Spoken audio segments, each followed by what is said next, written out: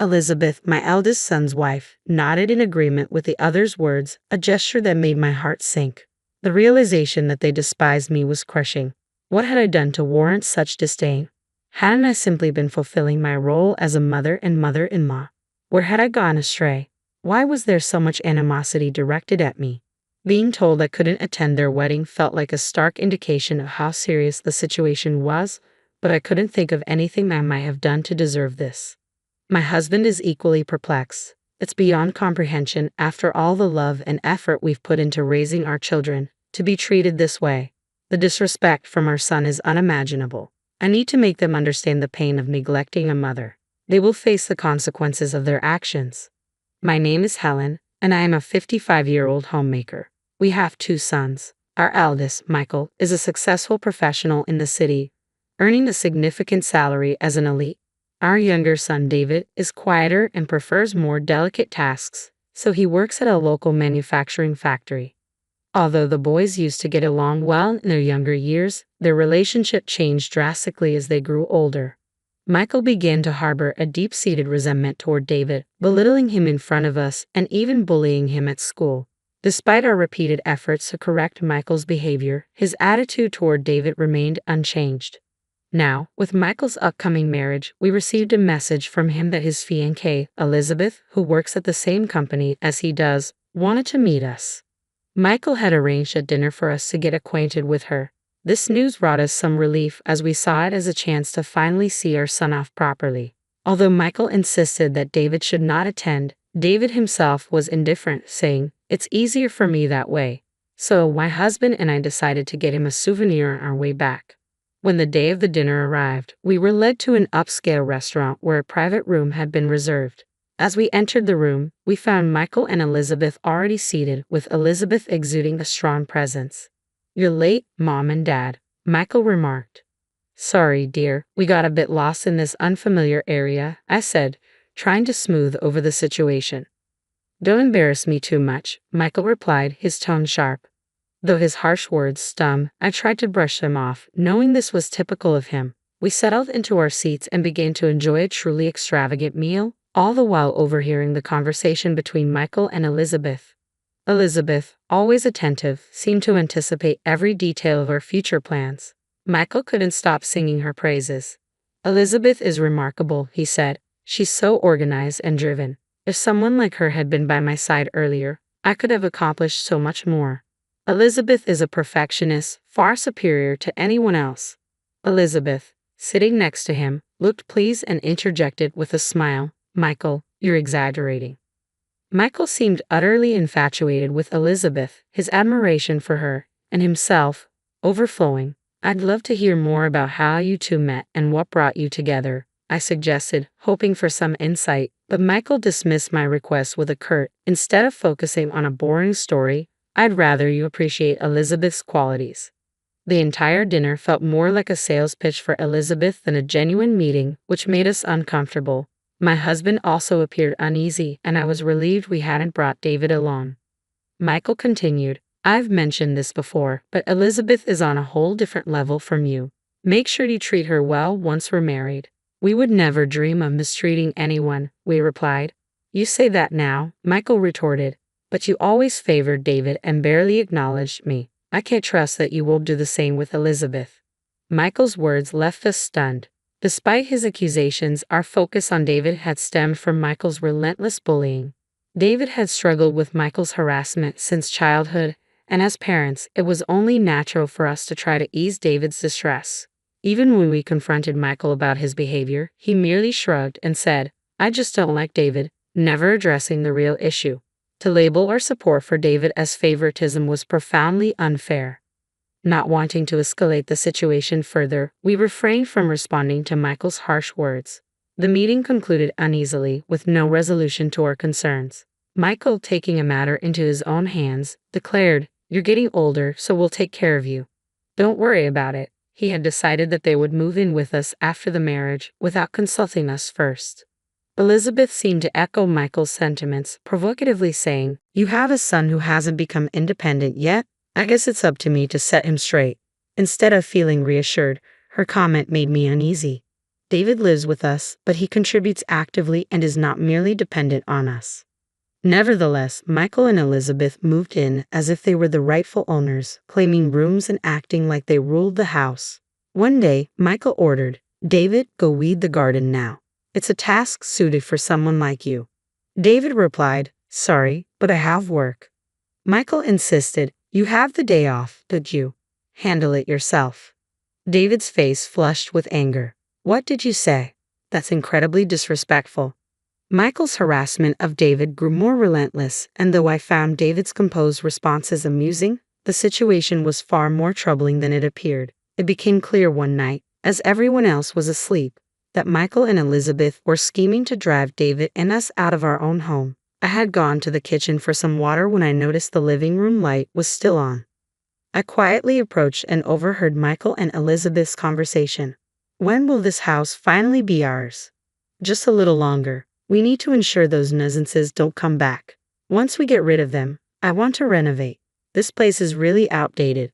Michael laughed in agreement with Elizabeth, saying, "Exactly." I was stunned by their apparent plotting. I quickly consulted with my husband and David, realizing we needed to act fast to prevent the situation from worsening. In the midst of our panic, David spoke up, "Mom, let me handle this. I had a solid plan." David's confidence was reassuring, though his plan required some patience. If everything went according to the strategy, we could teach Michael and Elizabeth a lesson and reclaim our home. We decided to trust David's plan and move forward with it. Despite the ongoing issues, life continued, and Michael's wedding date was set. They chose a charming venue nearby. Although I had initially considered a countryside location, the venue they selected was lovely. "It's a bit pricey, but we can easily manage," Michael said with a chuckle, which irritated me, but I chose to remain silent. Michael and Elizabeth's antagonism toward David persisted, but David's mature handling of the situation kept it from being too distressing. As the wedding day approached, we were summoned by Michael and Elizabeth. Curious about the reason, David, my husband, and I went to meet them, only to be stunned by their announcement. "We don't want you to attend our wedding. If you do, we'll cut ties," they declared. I was taken aback, but I tried to stay composed and asked Michael, "Are you serious? Why are you telling us this now?"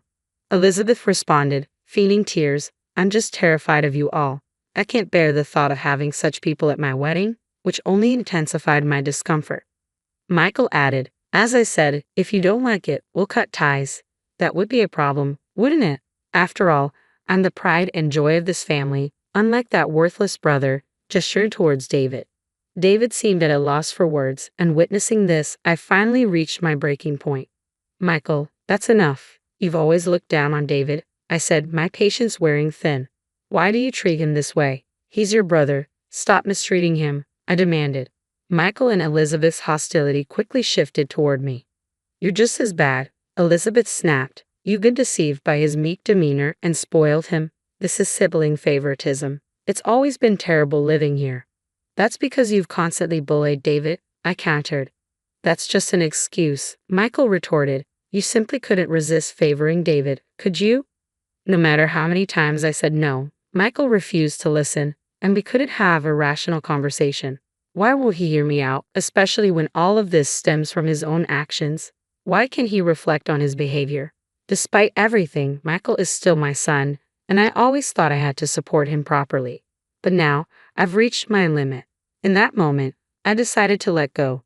"Fine, we won't attend your wedding," I declared, indifferent to the consequences. David and my husband were taken aback by my response, but Michael and Elizabeth seemed quite pleased. "Are you sure about this? You might end up regretting it," Michael asked, a hint of satisfaction in his voice. "Regret? There's no way a wedding would be perfect with nuisances like you there," I said, a hint of finality in my tone. Michael and Elizabeth laughed, but we felt a sense of relief. There was no need to attend their wedding and subject ourselves to further unpleasantness. In the end, our family decided to skip the wedding. We hadn't even received invitations, so going to the venue would have been pointless. Michael seemed pleased, but he was unaware of the implications of our decision. Reflecting on David's plan made me smile. After Michael and Elizabeth's wedding went off without a hitch, they continued to stay in our house as initially planned. Their workplace was moving closer, making them busier than ever. Once their job transfers were complete and they had their first day at work, they returned home in a state of panic and called for David. "David, what's going on here?" they demanded, confronting him for answers. When I asked what happened, they recounted the story briefly. On their first day at work, while being shown around, they unexpectedly encountered David, who was their guide. A senior manager named Tyler noticed David, greeted him warmly, and informed them that David was the president of a major client company. This revelation stunned them, as they had initially thought of David as just a factory worker. In reality, David had been working diligently at the factory since he was hired, earning recognition from President Johnson, who ran the operation. David's innovative ideas were crucial to the factory's success, and he quickly gained respect from his colleagues. Thanks to his contributions, the factory's performance improved significantly, making it a preferred partner for many companies. When President Johnson fell ill, David took it upon himself to visit him on his days off, demonstrating his deep commitment to both the factory and its people. Impressed by David's dedication, President Johnson appointed him as his successor. Despite David's initial modesty and reluctance, "I couldn't possibly take on this role," President Johnson was resolute. With the backing of his colleagues, David took on the role of president. Under his leadership, the factory's performance continued to thrive, and David, already popular among the employees, earned even more trust and respect in his new role. The factory grew into a nationally recognized enterprise, and David's name became well known even among major companies in the city. Today, David was simply visiting the company for a client discussion, nothing more. Michael and Elizabeth, taken aback by David's elevated position, were clearly displeased with the respect he commanded. "There must be some trickery involved. You've always been like that," Michael muttered. Michael then erupted at David. "If you had told us about this, we wouldn't have acted the way we did. Why didn't you say anything?" Elizabeth, overwhelmed, broke down in tears. Their reaction seemed absurd. David responded calmly, "I achieved this position through my own efforts. It's really that simple. So why are you so upset?" David's nonchalant demeanor and innocent expression only seemed to enrage Michael further, who shouted, "Don't get cocky." David addressed Michael calmly. "More importantly, there's something crucial I need to discuss with you." With some effort, my husband and I managed to calm Michael and Elizabeth down and had them sit. David went to his room and returned with a set of photos, which he spread out on the table. "First, take a look at these," David said, placing several photos in front of them. The images showed Elizabeth with a flamboyantly dressed man, clearly evidence of her infidelity. Michael's reaction was immediate. He began to thrash around, shouting, "This can't be true." Elizabeth, visibly shaken, began to tremble as she faced the evidence. "Since she was to become my sister-in-law, I had thought it wise to do a background check, and this is what it revealed." With such clear proof, there was no denying the truth. Confronted by David, Elizabeth had no choice but to apologize immediately. "I'm sorry," she said. Michael, in shock, could barely process what was happening. "This is what happens when you don't look beyond the surface. Nobody's perfect," David remarked, his smirk causing us to stifle a chuckle. Overwhelmed by despair, Michael sank to his knees while Elizabeth's insincere apologies echoed through the room. Eventually, Michael and Elizabeth divorced, an outcome that seemed inevitable given Michael's unforgiving nature. After the affair, Elizabeth was anxious about the alimony demands, but her parents covered her financial obligations. Despite this, Michael's emotional wounds remained unhealed. The shock of the divorce led him to leave his job, and since then, he has isolated himself in his room, emerging only to eat and barely interacting with anyone. Whenever David was around, Michael would react with a fearful "he" and quickly retreat. It seemed that the incident had left Michael with a deep-seated fear of David. The family held several discussions about how to handle Michael's situation. In the end, it was agreed that we would sever ties with him. While this decision will undoubtedly impact Michael deeply, our patience has worn thin, and we find it hard to forgive his selfishness after everything that has happened. A few months later, Michael was forced to leave the house. Despite his desperate pleas and tears, begging for forgiveness, we could no longer consider him part of the family. His response, though heart-wrenching, felt justified given the circumstances. Meanwhile, the three of us are enjoying a more peaceful life without any disturbances. Even though my husband is retired, we live comfortably, thanks to David's continued support. We are deeply grateful for our thoughtful and devoted son, David. Moving forward, we are committed to being a loving family for him for as long as we can. It looks like David is set to marry soon. His partner is a colleague from the same company with whom he has been in a relationship for several years. We are eagerly looking forward to our beloved son's wedding and the joy it will bring. Several years ago, I faced the toughest battle of my life when I was diagnosed with advanced Hodgkin's lymphoma. This news was completely unexpected, as I had always lived a healthy lifestyle, complete with regular exercise, a balanced diet, and annual checkups. The oncologist explained that the causes of this type of cancer were not fully understood, and although the prognosis included a slim chance of survival, aggressive chemotherapy could potentially save my life. Determined to fight, I gathered my wife of 18 years, Megan, and our teenage daughter, Kelly, to share the daunting news. Their initial reaction was one of devastation, but I tried to instill hope, promising to do everything in my power to overcome the illness. Despite this, I was deeply concerned about the impact the diagnosis and subsequent treatment would have on our family dynamics. The doctor had cautioned that the side effects of chemotherapy could strain even the strongest relationships, and he noted that many marriages struggle under such stress. That evening, I shared these fears with Megan, who reassured me of her unwavering support through my illness. We were in a stable financial position thanks to my comprehensive insurance, significant savings, and a trust fund left by my late grandfather. Our home was fully paid off, and I had even secured funds for Kelly's college education, should anything happen to me. Chemotherapy began a week later and proved to be extremely grueling. Each session left me so exhausted and debilitated that it felt as though I had been struck by a freight train. I found myself unable to manage even the simplest tasks, such as feeding myself or taking a shower. Megan and Kelly became my pillars during this time, taking over household duties, driving me to medical appointments, and ensuring I had the necessary medications. They truly stepped up in a time of dire need. For 3 challenging months, I tried to keep my burdens to myself and help out around the house whenever I felt strong enough. However, I started noticing a change in my wife and daughter's behavior. Their willingness to assist me gradually diminished, and even simple requests like getting a glass of water or some fresh air seemed to irritate them. My daughter began to ignore my requests entirely. The tension peaked one morning when I was running late for an early chemotherapy session. My wife was still upstairs, and when I called to her, she suggested tiredly that I take an Uber because she needed a rest. Shocked by her response, I managed to arrange for both the ride and hospital support on my own. Thankfully, the Uber driver was exceptionally kind and even offered to bring me back home after the session. It was a relief, yet disheartening to depend so heavily on a stranger's kindness. Later that day, after some rest, I gathered the courage to address the growing distance between us. The air was chilly as I confronted my wife and daughter about their recent behavior. I asked them outright if they felt burdened by me. My wife sighed deeply and confessed that they were both feeling overwhelmed. My daughter timidly admitted that my needs during the illness were more than she had anticipated. Realizing we needed a solution, I proposed hiring a nurse for a few days each week to help with daily tasks and accompany me to my chemotherapy appointments. To prepare for days when I might be particularly weak, I'd also ordered a wheelchair. They both agreed to this plan. I contacted the hospital for recommendations, and they sent a nurse who was both kind and firm.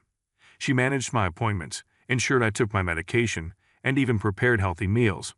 With her help, my condition improved, which pleased my doctors. Despite these adjustments aimed at reducing their load, my wife and daughter still seemed unhappy. My wife felt increasingly sidelined by the nurse's presence. I suggested that if she felt ready to resume the responsibilities of caring for me, including taking me to my appointments, managing my medication, and ensuring I ate properly, we could consider letting the nurse go. This was the only reason I had suggested hiring help to ease the strain on us all. I brought in a nurse because my condition had become overwhelming for my wife to manage alone, and she reluctantly accepted this temporary solution. She suggested we look for a male nurse, but I explained that the hospital's list only included the nurse we had, who was specifically chosen for her expertise with cancer patients and her familiarity with my needs. This nurse was thorough, considerate, and showed great respect towards my family. I made it clear that the only condition under which we would consider replacing the nurse was if my wife and daughter were prepared to take over her duties. My wife was unhappy with this idea and suggested that I should be more self-reliant instead of letting my illness impact everyone else. I tried to explain that there were days when my condition left me too weak to even get out of bed, let alone handle daily tasks on my own. The chemotherapy had severely weakened me. In frustration, my wife stormed off and shut herself upstairs, slamming doors in her wake. I decided to ignore her outburst, knowing that any negativity could only set back my recovery. My primary focus had to stay on regaining my health. Later that evening, my mother-in-law, who lived 3 states away, called to express her concern about having another woman in her daughter's house, despite the fact that the house was legally mine since I had purchased it before our marriage. I took a diplomatic approach in explaining the situation. I told her that the level of care I needed was more than my wife could handle on her own, and the nurse was here to lessen the strain on everyone. I reassured her that the nurse's stay was only meant to last through the remaining month of my chemotherapy, assuming no complications arose. While she seemed skeptical, she eventually ended the call, which was a relief to me. For about a week after that conversation, life went on fairly normally. My treatment proceeded without incident, and it seemed like we might be able to maintain a semblance of normality until one eventful day after I returned from a chemotherapy session. When I returned from my latest chemotherapy session, a moving truck parked in front of my house was the first thing I saw. My wife and daughter had packed all their belongings and were preparing to move to my mother-in-law's house. I was deeply hurt and upset, but the sheer exhaustion from the treatment kept me from fully expressing my emotions. The timing of their departure, right after a chemo session when I was most vulnerable, seemed particularly harsh. Seeking some understanding, I turned to my daughter. I asked her if she really wanted to leave, considering she was old enough to decide for herself. Her response was heartbreaking. She told me that she found it too difficult to be around me during my illness and preferred to live with her mother. Watching them drive away, I felt a profound sense of abandonment, which was one of my biggest fears when I started chemotherapy. In the midst of this emotional upheaval, my brother offered his support. He had noticed the nurse spending extra time with me that day and asked if I had any family nearby who could help. Although he lived 5 hours away and had his own family responsibilities, he didn't hesitate to take some time off work to stay with me. Upon his arrival, he was visibly upset about my wife's actions, calling her selfish and ungrateful. He reminded me that throughout our marriage, I had ensured she never had to work and always had everything she needed. His leave was only for a week, but he proposed another solution. His sister-in-law, Hannah, was in the middle of a difficult divorce and needed a safe place to stay. Hannah was studying radiology on a scholarship at a nearby university, and my house was conveniently closer to her campus than her current residence. We agreed that Hannah could stay with me. It would give her a place to escape the stress of her divorce, and I would have someone around in case of emergencies. I assured my brother that Hannah wouldn't have to worry about rent. Her company was more than enough compensation. She could pick any of the remaining rooms. I wasn't particular, as my wife and daughter had taken most of our belongings. Hannah moved in on the day my brother had to return home. He helped her settle in, and she was incredibly grateful for the opportunity to stay. She promised to be considerate, keep the place tidy, and help out wherever needed. Hannah was genuinely kind-hearted, and having her around brought a new sense of calm and companionship to the house during a challenging time in my life.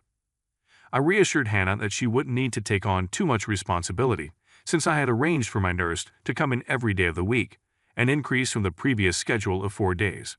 After my brother left, I did my best to help Hannah settle into her new surroundings. Over the next few weeks, life found a sort of equilibrium. I missed my wife and daughter deeply, but it seemed I was alone in that sentiment, as they hadn't reached out to me at all. Hannah was incredibly helpful during this period. She took on the grocery shopping, handled most of the cleaning, and even helped prepare meals. She never complained, and her presence was both a comfort and a support. About a month and a half after my family left, I received incredible news. I was cancer-free. I celebrated by ringing the bell at the hospital, a significant milestone. My nurse, curious about my next steps, asked what I planned to do now that I was free from cancer. The answer was clear to me. I decided to file for divorce, seeking to free myself from a marriage that had lacked support during my most challenging times. With the divorce proceedings underway, my attention turned to recovery. It was a journey in itself. Gradually, I began to regain my strength, my hair grew back, scars began to heal, and I started gaining weight. I maintained a healthy diet, but allowed myself the occasional indulgence, enjoying the meals I had missed during my treatment. 8 months have passed since I was declared cancer-free, and I feel ready to move forward. I contacted my old job, and they offered to rehire me for remote work. I plan to accept, as I am also considering relocating. Despite my attachment to my current home, it holds too many painful memories. I'm looking for a fresh start in a smaller, quieter place. Unbeknownst to my wife, I intend to give the house to Hannah. She was there for me when I was at my lowest, showing immense kindness despite us being practically strangers. I want her to have the freedom to do with the house as she pleases, including selling it if she chooses. I no longer have any ties to it, especially if it might become a point of contention with my wife or daughter. I found a new place in a tranquil neighborhood in the countryside, and I am truly excited about this new chapter in my life. This is update number 1 on my journey towards a new beginning. Hello, wife and daughter. It's been more than a year since my initial diagnosis, and I've comfortably settled into my new neighborhood. This community is full of welcoming people, and I've become good friends with several neighbors, including Teresa, who lives across the street. Teresa is a widow whose children live far away, visiting only during holidays like Christmas and her birthday. One evening, Teresa invited me over for drinks on her porch. We shared stories, and she told me about her husband's battle with lung cancer and how life insurance had been a crucial support for her family. During our conversation, I opened up about my situation with you both. Surprisingly, I still haven't heard from either of you, but I've made peace with that. I've been filling my time with new hobbies, especially woodworking, and I'm gradually building up my collection of tools. Today, after coming back from a hardware store, Teresa mentioned that she had seen some people lingering around my house. They didn't do anything suspicious, but they knocked a few times, looked around, and waited in their car for a while. Teresa thought about calling the sheriff but held off, suspecting they might be family. When she described them, I realized she was talking about you too. I'm puzzled about how you found my new address, since only my brother and his wife know where I live. Teresa promised that if you returned, she would handle it and advised me not to confront you, given your abandonment during my toughest times. That night, I called my brother, who informed me that you had been causing trouble for Hannah and her roommate at my old house. Thankfully, Hannah had all the necessary documents to prove her ownership, which she had purchased from me. A wise decision on her part. Feeling sorry that Hannah had to endure this because of my family, I called her to apologize. If there's another visit, I hope to resolve the situation permanently. Regarding the divorce, my lawyer sent the documents to your mother's house, but they might have been dismissed as junk mail. At this point, I'm moving on, as our relationship is effectively over. Update number 2, you showed up again at my house, but earlier in the day while I was working remotely. When I heard the knock, I immediately turned to my security cameras to confirm my suspicion it was indeed them. My ex-wife appeared unchanged, but Kelly had matured into a young woman. Following the plan Teresa and I had discussed, I stayed indoors but moved closer to the door to better hear the exchange. Teresa, always the helpful neighbor, approached them to introduce herself. My wife inquired if she knew a man named James who used to live there. Teresa seemed as perplexed as I felt and questioned the phrasing used to. My wife then claimed that her husband, referring to me, not as her ex-husband, had lived here before his recent, untimely death after an extended hospital stay. I was astounded by this false narrative, as there was absolutely no record of my death, especially not at the hospital where I received my treatment. My wife further asserted that they were the rightful next of kin, implying ownership of the home. Teresa corrected her by stating that a James did indeed live there, but he was a divorcee. She also mentioned that during our time as neighbors, I had informed her of my wife leaving in my filing for a unilateral divorce. Teresa added that as far as she knew, I had planned to leave all my assets to charity since my only family was my brother. This revelation seemed to puzzle them, and the conversation momentarily lapsed into silence. Teresa then asked if they had a death certificate or a will, to which they admitted they did not.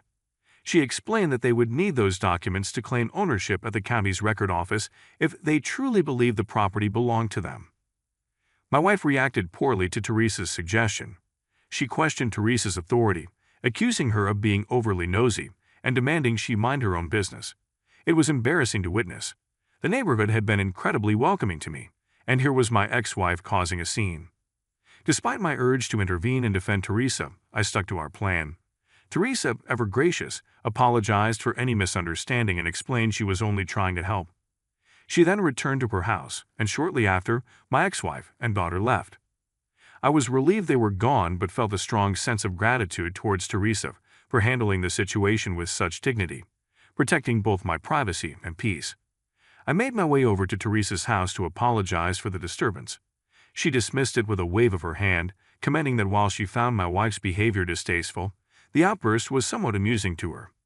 I wished I could see the humor in it too, but knowing my wife's temper, I was concerned about what could happen if she returned. And indeed, she did come back the very next day. I was in my home office, deeply focused with my noise-canceling headphones on, when a loud crash jolted me out of my concentration.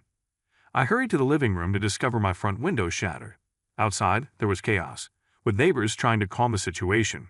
It turned out to be my ex-wife. She was the source of the commotion, having smashed the window herself.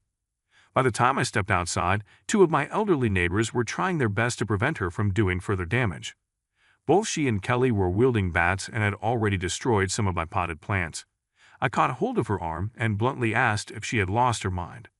Clearly taken aback by my presence, likely shocked to see me alive, I firmly told them to leave my property immediately or I would call the police. Unknown to me, my neighbors had already made the call. In a hurt tone, she questioned why I hadn't reached out after recovering. She claimed that she and Kelly would have returned if they knew. I countered that when we married, we had vowed to support each other through sickness and health, a vow she had broken. I had no intention of rekindling our relationship. She was no longer my wife, as I had sent the divorce papers months ago. I reiterated my demand for them to leave. Then, she brought up our daughter, mentioning her upcoming college expenses and her inability to afford the tuition on her own. My response was cold but honest. I reminded her that Kelly had chosen to leave me too. I was prepared to relinquish all my parental rights. They should have considered the consequences of their actions before abandoning me. I wanted nothing to do with either of them. Her sadness quickly turned to anger as she called me selfish and heartless. This confrontation, though harsh, reaffirmed my decision to disconnect from a relationship that had left me isolated when I needed support the most. I couldn't help but find the irony in the situation slightly amusing.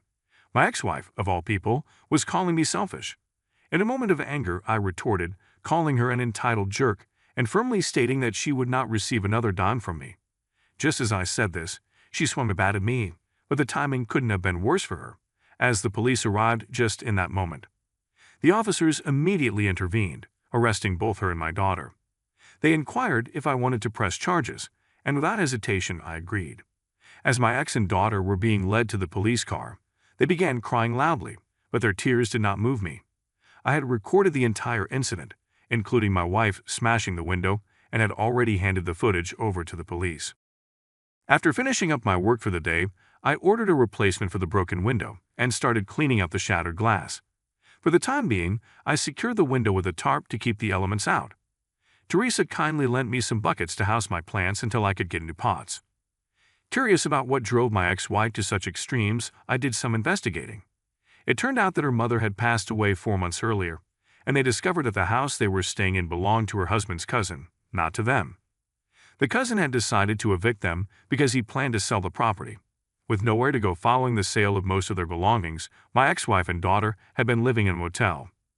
Their desperation led them back to our old house, where seeing Hannah led them to wrongly assume I had died. They began snooping around for any possible records of my assets or purchases, which eventually led them to me. Now they faced charges for vandalism, attempted break-in, and attempted assault. Since Kelly is a minor, she is sentenced to community service, but my ex-wife faces jail time for her premeditated actions. I am also considering obtaining a restraining order to ensure my safety and peace of mind. At least for now, I can rest easy knowing I won't have to deal with any further disruptions from her for quite some time. The sheriff's email hit my inbox like a bomb. Notice of lien, property at 2487 Maple Drive. My hands trembled as I clicked open the attachment, coffee forgotten on my desk. A court-ordered lien against my house, for debts I never made. I'm Nicole, and I've spent the last decade being the good daughter. You know the type, the responsible one who gets straight A's, lands the tech job, and somehow becomes the family ATM. While my younger sister Paige floated through life on charm and second chances, I built everything I have brick by brick. You won't believe this, I said into my phone, pacing my office. My co-worker Harry's calm voice answered, What happened? Someone's taken out loans using my house as collateral, but I never signed anything. Are you sure? Harry asked. Check your documents. I already knew, the same way I knew who was behind this, the same people who'd been living in my house for the past 3 years, rent-free, treating it like their castle, while I paid every bill. My mother's voice echoed from childhood. "Nicole, help your sister with her homework. Nicole, lend Paige your new dress. Nicole, your sister needs money for college." Always Nicole, always giving, always responsible. I drove home that evening, my grip tight on the steering wheel. The 2-story colonial I'd bought with my own money stood proud against the setting sun. My parents' cars sat in the driveway, the new SUV they needed that I helped pay for. Inside, Mum was cooking dinner. "Nicole, you're home early," she said, not looking up from her phone. Dad sat in his usual spot watching TV. I placed the printed email on the kitchen counter. "Can someone explain this?" Mum glanced at it, her face unchanged. "Oh, that? Your father handled the paperwork. We needed to help Paige with some expenses. You used my house as collateral without asking me." Dad finally looked over. "We had your information from when you were younger. It's not a big deal. Paige will pay it back eventually." "Eventually?" My voice cracked. "Like the student loans she never paid, or the credit cards you maxed out in my name." "Don't be dramatic," Mum said, stirring something that smelled like garlic. "Family helps family. You're doing so well in your career. It's your duty to help your sister." I laughed a hollow sound. "My duty? I bought this house. I pay the mortgage, the utilities, the property tax, and now you're taking out loans against it." "Speaking of Paige," Dad interrupted, "she's moving in next week. That boyfriend of hers turned out to be trouble, and she needs a fresh start." The room spun. "Moving in? Here?" Of course here," Mum said brightly. "Where else would she go? You have all this space, and a family should stick together. You'll need to clear out that office of yours. Paige needs her own room." "And her bills?" I asked, already knowing the answer. Dad's fist hit the table. "You owe us! We raised you, put you through school." "I had scholarships," I cut in. "I worked 3 jobs. I paid my own way." "That's enough!" He stood up, towering over me like he used to when I was small. "This is what family does. Your sister needs help and you're going to provide it. End of discussion." I felt something snap inside me, not breaking, but clicking into place. Quietly, I reached into my bag and pressed a button on the voice recorder I'd started carrying months ago. Sometimes the responsible one isn't just responsible. They're ready. "You're right," I said, my voice steady. "This is what family does, and I've got quite a collection of what our family does." Mum turned from the stove, something flickering in her eyes. Worry? Recognition? What's that supposed to mean? I picked up my bag, the recorder safely tucked away. "It means I'm done being the family bank, and you might want to read the fine print on those loans you took out in my name. Fraud has such interesting legal consequences." "Are you threatening us?" Dad's voice rose. "No," I said, heading for the door. "I'm just finally being responsible. For myself." I walked out, leaving them stammering behind me.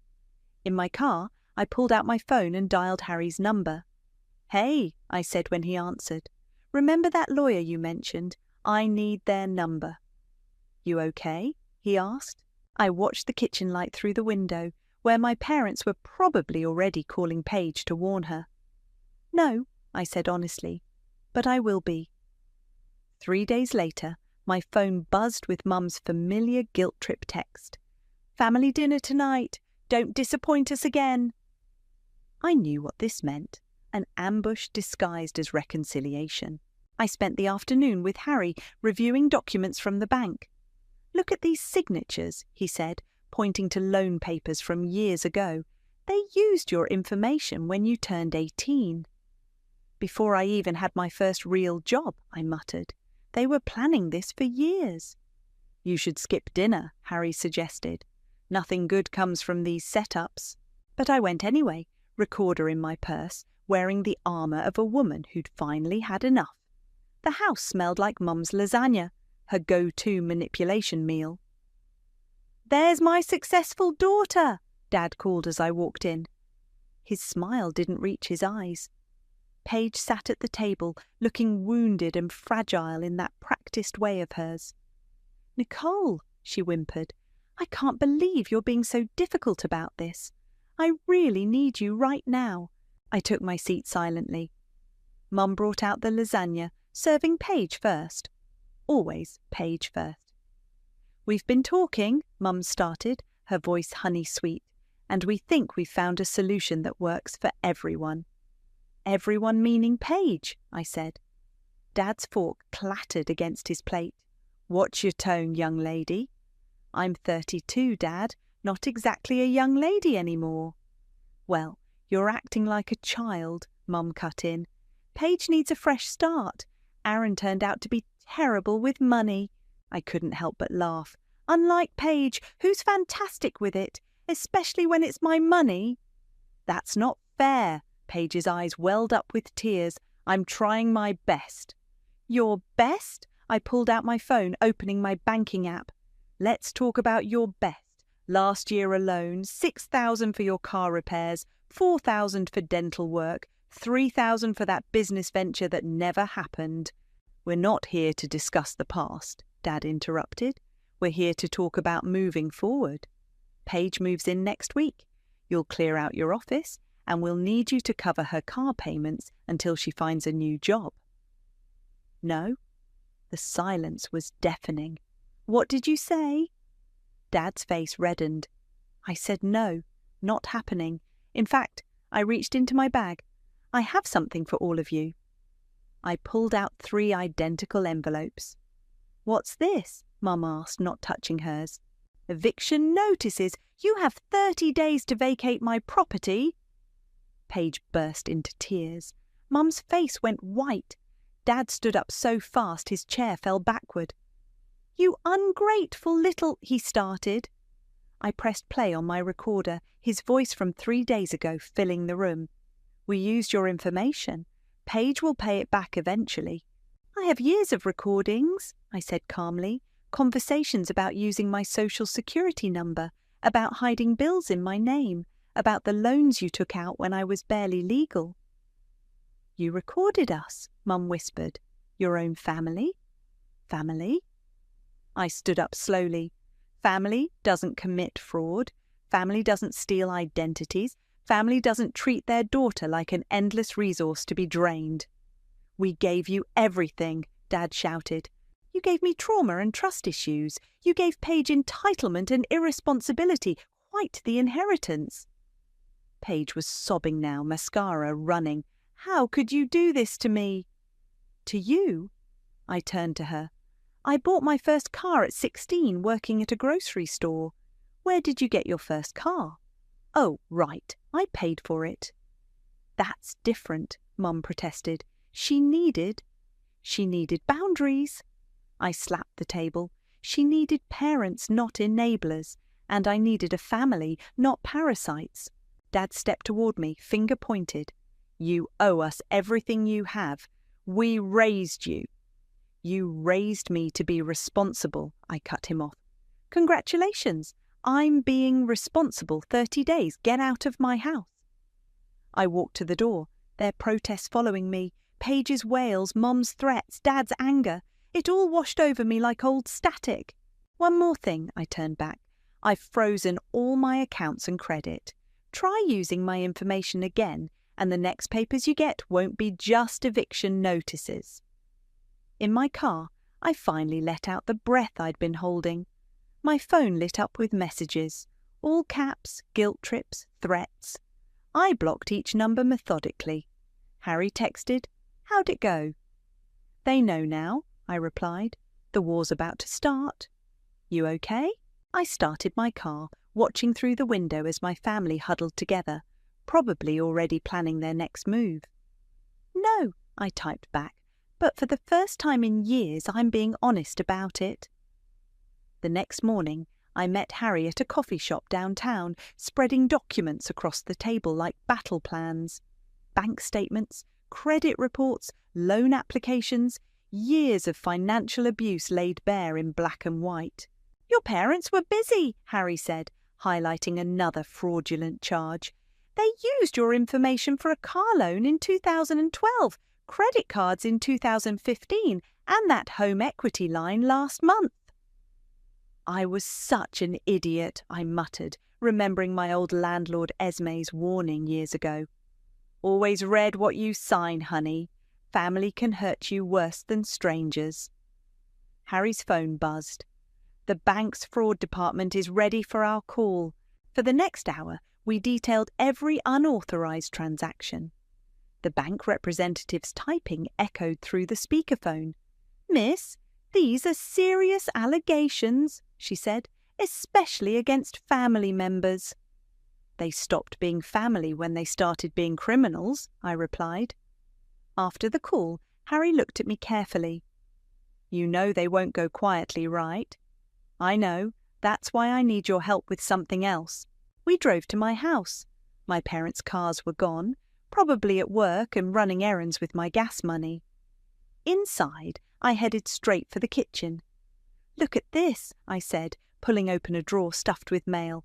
Every bill page ever dodged, redirected to my address. Harry whistled, sorting through the collection of overdue notices and collection letters. "She's been busy too." "Wait till you see upstairs." In my parents' room, I opened their filing cabinet. "Mum's always been organised about the wrong things." I pulled out folders labelled with my name, dating back to my 18th birthday. "Holy shit," Harry breathed, reading through loan applications. "They planned this for years. Look at these dates. They started taking out credit in your name the day you turned 18. And here's the best part." I reached to the back of the drawer, pulling out a familiar document. "Remember when Dad said they put me through college? Here's my scholarship letter. Full ride. They took credit for paying for your education while stealing your identity." Harry's voice rose in disbelief. Classic Mom and Dad. I closed the drawer. Always taking credit for my success while undermining it. Back downstairs, I printed the eviction notice again. They'd torn down the first one and taped it to the fridge. This time, I added a note. "Security cameras have been installed. Destruction of legal notices will be documented." "You really thought this through," Harry said. "I had years to plan while paying their bills." I checked my phone. 3 missed calls from Mom, 2 from Paige. "They think they can wait me out, wear me down with guilt like always. What about your sister? Think she'll try something?" As if on cue, my phone lit up with a text from an unknown number. "You'll regret this. Family is forever." Paige always did have a flair for drama, I said, showing Harry the message. "We should document everything," he suggested. "Every threat, every attempt at contact." I nodded, remembering another conversation with Esme years ago. I'd been crying about another loan my parents demanded, and she'd said, "Honey, sometimes the kindest thing you can do is let people face their own consequences." My phone buzzed again, an email from the bank confirming my credit freeze. Another buzz, a text from Felicity, the legal aid Harry recommended. "Documents received, proceeding with formal eviction process." "You know what's funny?" I said to Harry as we gathered the evidence. "They always called me the responsible one, but they never thought I'd be responsible enough to stop them. What happens when the 30 days are up? They'll either leave on their own, or the sheriff will make them leave." I closed my laptop, but knowing my family, they'll try everything before that happens. Harry helped me carry the documents to my car. "You're doing the right thing, Nicole. They're the ones who should feel guilty, not you." "I know." I looked up at the house. My house, bought with my money, filled with people who'd seen me as nothing but a resource to drain. I'm done feeling guilty for having boundaries. That evening, I sat in my office, soon to be not Paige's room, and opened a new document. At the top, I typed, "Inheritance isn't always money, a guide to financial family abuse." My phone lit up with another anonymous text. "You can't throw away blood." I typed back, "Watch me," and blocked the number. Opening my email, I found a message from Felicity. "All paperwork filed. Sheriff's office confirmed. The clock is ticking."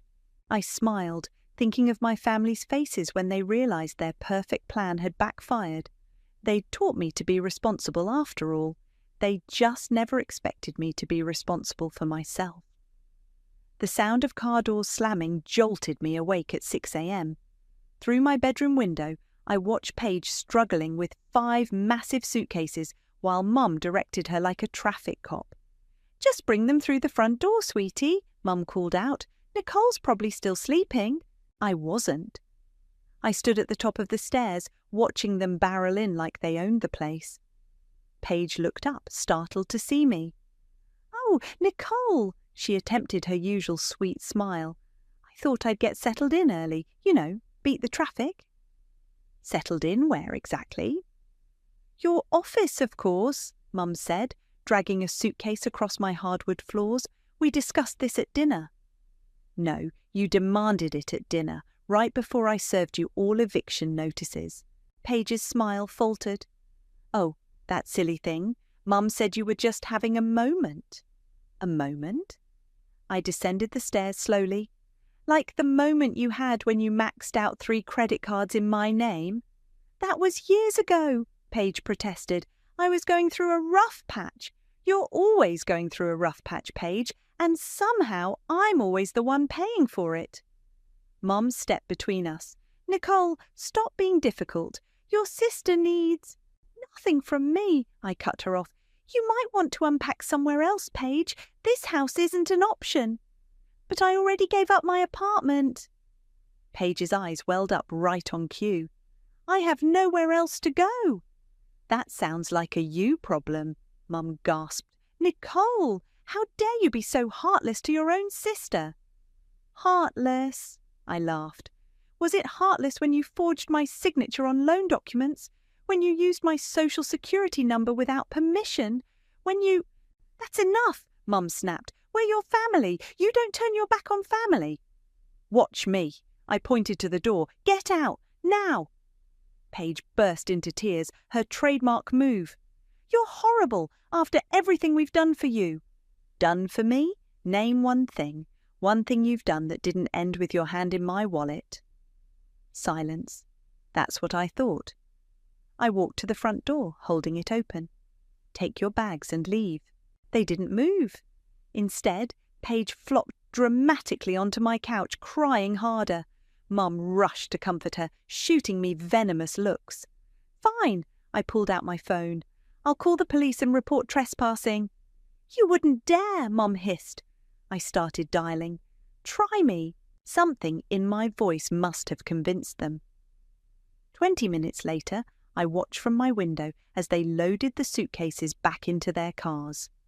Paige made a show of stumbling, weak from distress. Mum supported her like she was walking to her execution. Just as they were leaving, Paige stormed back to the front door. I opened it before she could knock.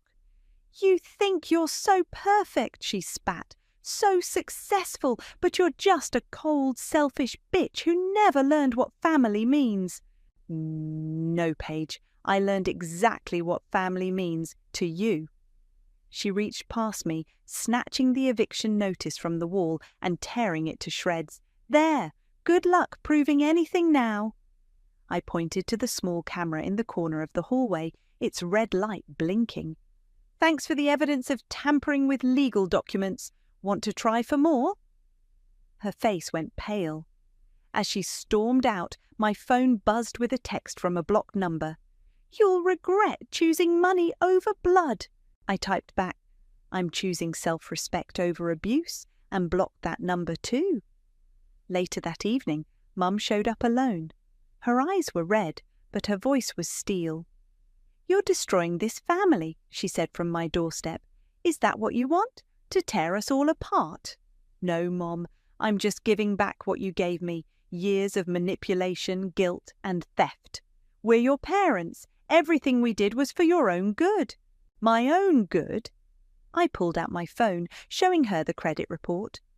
Was it for my own good when you destroyed my credit score? When you used my identity for loans? When you— "I'm sick," she interrupted, her voice suddenly weak. "The doctor says the stress could—" "Save the performance," I said. "I already called your doctor. Funny how they have no record of these mysterious stress-related illnesses." She dropped the act, her face hardening. "You'll regret this, Nicole. Mark my words." "No, Mom. The only thing I regret is not doing this sooner." As she drove away, I texted Harry, "Phase 1 complete. They're starting to realize I'm serious." His response came quickly. "You okay?" I looked around my quiet, peaceful house, getting there, one boundary at a time. The private investigator's report landed in my inbox with a weight heavier than its digital format suggested. "You might want to sit down for this," Harry said over the phone. I scrolled through pages of evidence, dozens of accounts opened in my name, email addresses I'd never seen, loan applications with forged signatures. But what caught my eye was a familiar name. Aaron, Paige's ex-boyfriend. "Got his number," I told Harry. "I'm calling him." Aaron answered on the third ring. "Who's this?" "Nicole, Paige's sister." A long pause. "Oh, shit. Look, I can explain." "I'm not calling about money," I cut in. "I need information." He laughed bitterly. "About your sister?" Where do I start? The fake business loans? The credit card scams? Or maybe how she convinced me to co-sign for her car by saying her rich sister would cover everything? My stomach turned. Tell me everything. For the next hour, Aaron painted a picture of systematic fraud. Paige had used my information for years, telling everyone I'd promised to help. She'd even shown people emails, supposedly from me, guaranteeing I'd cover her debts. "I should have known it was too good to be true," Aaron said. "She always said, 'Nicole will pay,' like it was some magic spell." After hanging up, I called Felicity, my legal aid. "I need to lock down everything," I said. "Every account, every possibility." "Already on it," she replied. "But you should know, your mother filed a complaint claiming elder abuse, says you're forcing her out of her home while she's ill." I laughed. "Let me guess. No medical records to back it up?" "None, but they're getting desperate. Desperate people get creative." That afternoon, I had the locks changed and installed a new security system. The locksmith was just finishing when Dad's truck screeched into the driveway. "What the hell is this?" he demanded, storming up the walk. "New locks," I said calmly, "for my house." "Our house. We've lived here for 3 years." "As guests. Who committed fraud?" He stepped closer, trying to intimidate me like he used to. "I built you. Everything you are is because of me." "Really?" I pulled out my phone, playing a recording. His voice filled the air. "We used her information when she was 18. She'll never know." The locksmith looked between us uncomfortably. "You're recording everything?" Dad's face reddened. "Like we're criminals?" "If the fraud charge fits." "I'm warning you, Nicole. Back off now, or—" "Or what?" I stepped closer. "You'll forge more documents, open more fake accounts. I've frozen everything, reported all fraud. There's nothing left for you to steal."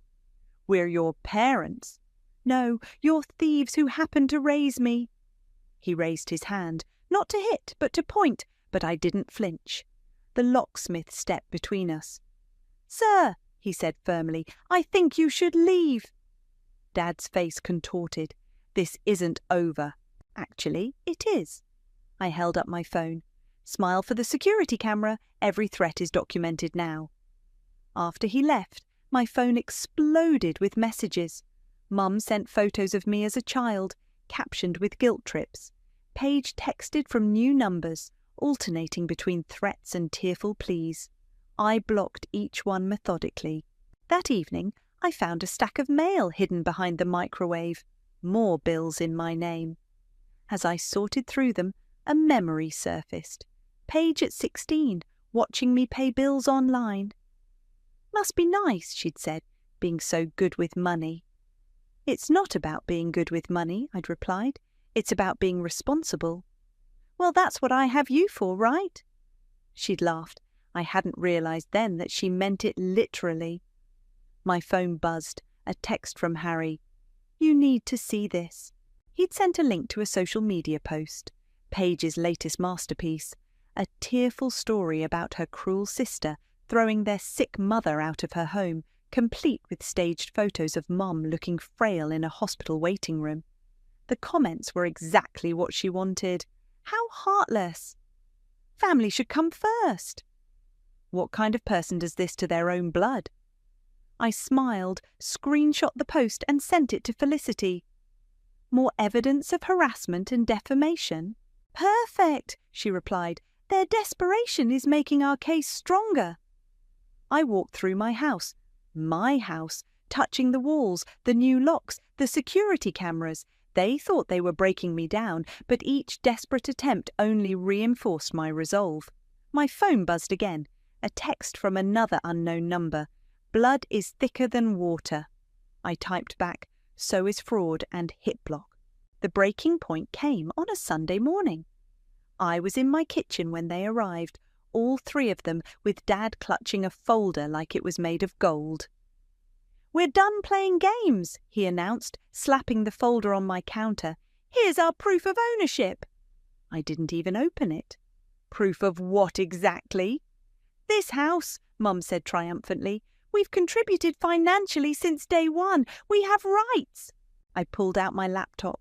Funny you should mention contributions. I opened a spreadsheet I'd been maintaining for years. Let's talk numbers. We don't need to see your little computer files, Dad sneered. We have real documents. Real, like the loans you forged in my name? I turned the laptop around. Here's every penny I've spent on this house. Down payment, my savings, mortgage payments, my salary, utilities, taxes, insurance, all me. Paige stepped forward, tears already flowing. But we're family. You can't just... Actually, I can, and I will. I pointed to their folder. Open it. Dad hesitated. Go ahead, I pressed. Show me this proof of ownership. He opened the folder slowly, spreading out papers, receipts for furniture they'd bought, utility bills they'd paid occasionally, a few grocery receipts. I laughed.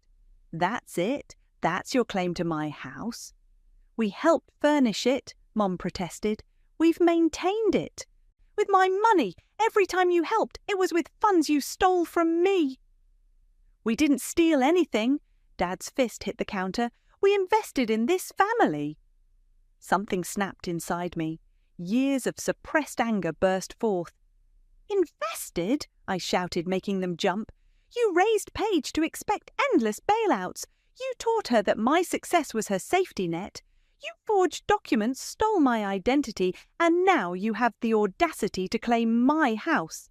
Don't you dare speak to us that way. Mum stepped forward. After everything we've sacrificed. Sacrificed? What exactly did you sacrifice? My credit score, my financial security, my trust? Paige collapsed into a chair, sobbing dramatically. You're destroying our family. No, you destroyed this family. Every time you chose fraud over honesty, every time you picked theft over responsibility, every time you decided my money was your right. Dad raised the folder again. We'll sue. We'll take this to court. Perfect. I pulled out my phone. Let's call Felicity right now. I'm sure she'd love to present evidence of your fraud to a judge. You wouldn't dare, Mum whispered. Try me. I dialed Felicity's number, putting it on speaker. Hey, Felicity, my family's here with some interesting documents. Think we should add them to the fraud case? Absolutely, Felicity's voice rang clear. The more evidence of their financial abuse, the better. Dad snatched the folder back. This isn't over. Actually, I said, walking to my front door and opening it. It is. Get out. You can't just throw us out, Paige wailed. Where will I go? You should have thought about that before using my identity as your personal ATM. Mum tried one last time. The neighbours already think you're horrible. Throwing out your own family, your sick mother. Sick, I laughed. Should we call your doctor again, the one who has no record of these mysterious illnesses? They stood frozen, realizing their usual tactics weren't working. Leave now, I said firmly, or I call the police, again. As they shuffled out, Dad turned back. You'll regret this eventually. When you're alone with your money, you'll see what really matters. I already regret not doing this sooner, I replied. And what really matters? It's not money, it's self-respect. Through my security camera, I watched them huddle in the driveway. Paige's sobs echoed dramatically. Mum played the frail victim, and Dad made angry phone calls. Minutes later, my phone lit up with messages from relatives I hadn't heard from in years, all condemning my cruelty to my poor family. I blocked each number systematically. Then I saw it, a sheriff's car pulling up to my house. Mum's face lit up with vindictive triumph as she hurried to speak with the officer. But I wasn't worried. I opened my front door, holding up my folder of evidence, the real kind, with bank statements, fraud reports and police reports. The officer looked between us, then at my documents. "Ma'am," he said to my mother, "making false reports is a serious offence." As the officer explained this to my increasingly pale-faced family, I stood in my doorway, watching their last power play crumble. My phone buzzed. "Harry, you okay?" "No," I replied honestly, "but I'm free." Moving day arrived with the subtlety of a hurricane. I stood on my front porch at 8 a.m. sharp, watching the sheriff's car pull up alongside a moving truck. My family hadn't left voluntarily. Of course they hadn't. "Morning," the sheriff nodded. "They inside?" "Where else would they be?" I sighed. They still think this is their house. Right on cue, Paige's voice carried through an open window. "You can't do this! We have rights!" The sheriff knocked firmly on the door. Mum opened it, already in full performance mode, dabbing at invisible tears with a tissue. "Officer," she whimpered, "my daughter is trying to make her sick mother homeless." "Mum, we've been through this," he replied, unfazed. "The property belongs to Nicole. You've been served proper notice. It's time." The movers waited patiently as my family made their final stand. Dad appeared behind Mum, puffing up his chest. "This is illegal," he bellowed. "We've lived here for years." "Without a lease," I added, "without paying rent, while committing fraud." Paige appeared next, mascara strategically smeared. "How can you watch them throw us out? Your own family." "The same way you watched yourself destroy my credit. One day at a time." The sheriff stepped forward. "Folks, we can do this the easy way or the hard way. Your choice." Mum tried one last time, turning to the movers. "Please, you can't help them do this. We're being persecuted." The head mover looked uncomfortable, but professional. "Just doing our job, Ma'am. Where would you like your things taken?" "Nowhere," Dad shouted. "We're not leaving." "Actually," I stepped forward, "everything's going to their storage unit, already paid for 3 months. I handed the mover an address. I'm not heartless, just done. The next 2 hours were a symphony of chaos. Mum alternated between wailing and making frantic phone calls to relatives. Dad stormed around, claiming ownership of things that weren't his. Paige collapsed dramatically every time someone moved her belongings. "This lamp was a gift," Mum protested as movers carefully wrapped it. "From me," I reminded her, "like most things in this house." The neighbours started gathering, drawn by the spectacle. I could hear their whispers, see their phones recording. Mum played to the audience, making sure everyone heard her cries about her cruel daughter. "Did you know," I announced loudly, "that identity theft is a felony, even when it's family?" That shut her up temporarily. As the movers worked, I noticed Paige slipping upstairs. I followed her to my office, where she was hurriedly searching through drawers. "Looking for something?" I asked from the doorway. "More documents to forge, maybe?" She spun around, clutching papers to her chest. "These are mine." "Really? because they look like loan applications with my forged signature." Her face crumpled. "You were supposed to take care of me. That's what big sisters do." "No, that's what enablers do. I'm done enabling." Back downstairs, the house was nearly empty. Mum sat on the front steps, playing the victim for her phone camera, probably for social media. Dad was arguing with the sheriff about property rights. "Sir," the sheriff said firmly, "continue this behaviour and you'll leave in my car instead of yours." Finally, after what felt like years, the house was clear. My family stood in the driveway, looking lost among their boxed-up lives. "This is your last chance," Mum said quietly. "Family should stick together." "We're not family," I replied. "We're just people who share DNA and a history of financial abuse." "You'll regret this," Dad growled. "Mark my words. Already marked, already documented, already reported to the police." Paige made one final scene, falling to her knees on the lawn. "How will I survive?" "The same way I did," I said, "by actually trying." As they finally drove away, Mum to my aunt's, Dad to a motel, Paige to whatever friend would take her, I noticed an envelope on the kitchen counter.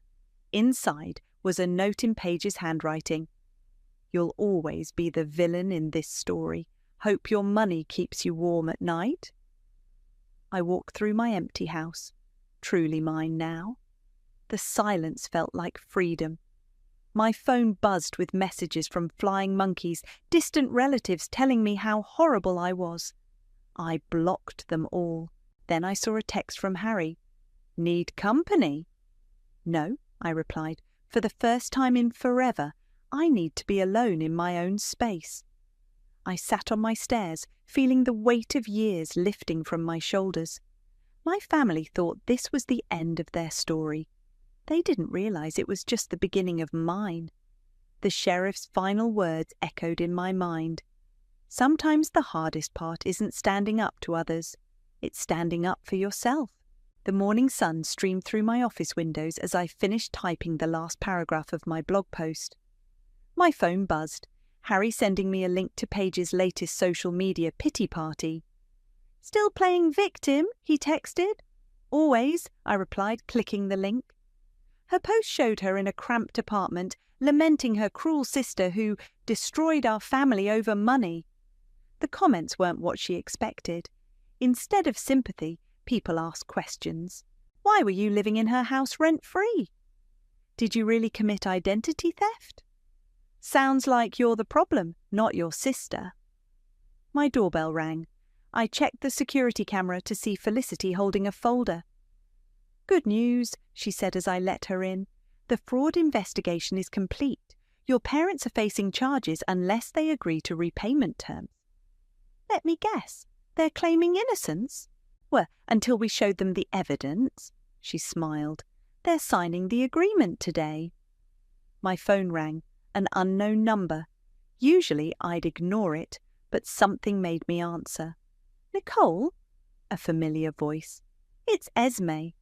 My old landlord, the woman who'd first warned me about family taking advantage. "I saw your blog," she said. "The one about financial abuse. It's helping people, you know." My niece read it and finally stood up to her parasitic brother. After hanging up, I checked my blog's comments. Hundreds of stories, all echoing mine. People finding courage, setting boundaries, breaking free. "Your story gave me strength," one read. "I finally told my mum no." "I thought I was alone," said another. "Thank you for showing me I'm not." Harry arrived with lunch, finding me deep in responses. "Still feel guilty?" he asked, setting down takeout containers. "No," I said honestly. "I feel peaceful." My phone buzzed again. A text from Mom. "The lawyers made a sign. Happy now?" I typed back. This was never about happiness. It was about consequences. "They're living with Aunt Sarah," Harry said between bites. "Heard she's not too thrilled about their fraud charges." "Good. Let someone else deal with their drama for once." Another buzz. "Paige, I'm starting therapy. Not that you care." This time I responded. "Good. That's the first responsible decision you've made. We finished lunch as a moving truck pulled up next door. My new neighbours, a young couple, excited for their first home. They waved as they passed my window. Normal neighbours, I mused. What a concept. Harry gathered the takeout containers. You never answered my question from last week. Was it worth it? I looked around my peaceful house. No more financial abuse. No more manipulation. No more guilt. They thought revenge would feel like violence, I said. But sometimes it feels like peace. My laptop pinged. Another blog comment. I've been supporting my adult son for decades. After reading your story, I finally said no. He was angry, but for the first time in years, I can breathe. I started typing a response when my doorbell rang again. The security camera showed Dad, alone, looking smaller than I'd ever seen him. What do you want? I asked through the intercom. To return this. He held up a key, my spare house key they'd copied without permission. I opened the door, but didn't invite him in. He handed me the key without meeting my eyes. Your mother wanted me to tell you you're still wrong, he said. But, he paused, struggling, but maybe we were wrong too. Maybe. The fraud charges. He swallowed hard. They're real. We did that. To our own daughter. Finally, he looked at me. When did we become those people? You always were those people, Dad. I just stopped accepting it. He nodded slowly. Paige is in therapy. Says she's learning about something called financial codependency. Good for her. And us. He cleared his throat. We're selling the boat and the timeshare to pay you back. Actions, not words, Dad. He turned to leave, then stopped. We really thought we were entitled to your success. That's messed up, isn't it? Yes, I said simply. It is. After he left, I returned to my blog. The cursor blinked at me as I typed. People say blood is thicker than water, but self-respect is thicker than both. Sometimes the greatest act of love, for yourself and others, is saying no. Sometimes the hardest family lesson is learning that karma isn't what you serve, it's what you set free. My phone buzzed one last time. A text from Paige. I'm sorry, not for show, for real. I saved her number instead of blocking it. Not for reconciliation, not yet, but for possibility. Sometimes karma comes with consequences, and sometimes consequences come with change. My name's Julia, and I'm 30 years old. I work at a company that creates designs for printed materials like flyers and catalogs. Despite everything going digital these days, I find my job designing for various businesses incredibly fulfilling.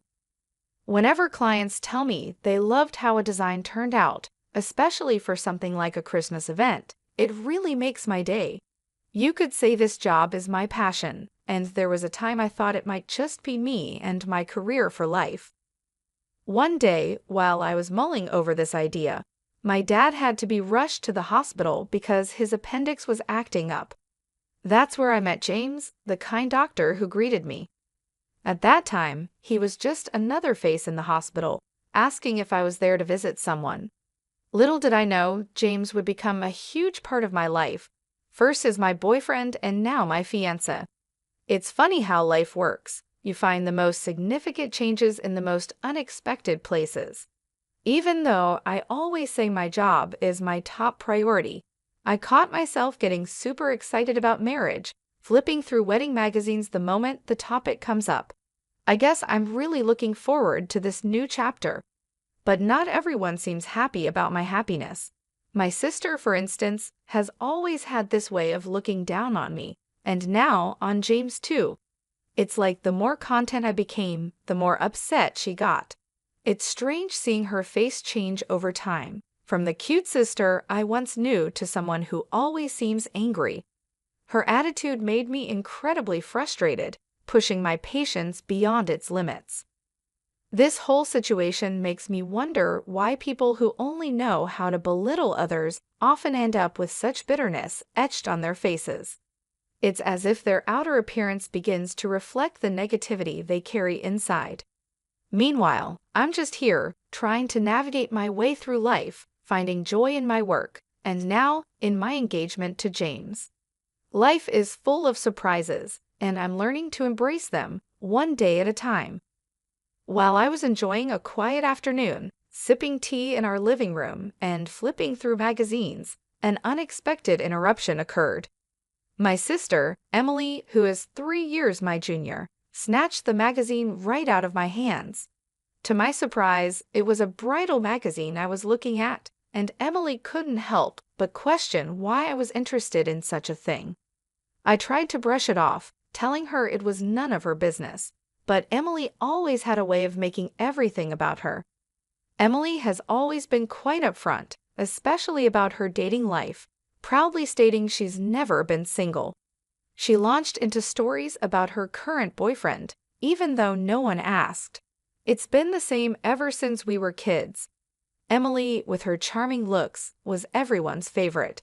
She grew up spoiled, constantly affirmed by our parents and everyone else, which made her believe she was the center of the universe.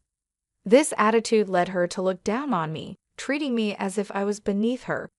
"Don't stand too close. I don't want people to think we're alike," she'd say, or "Why bother studying? It's not like you'll get better grades."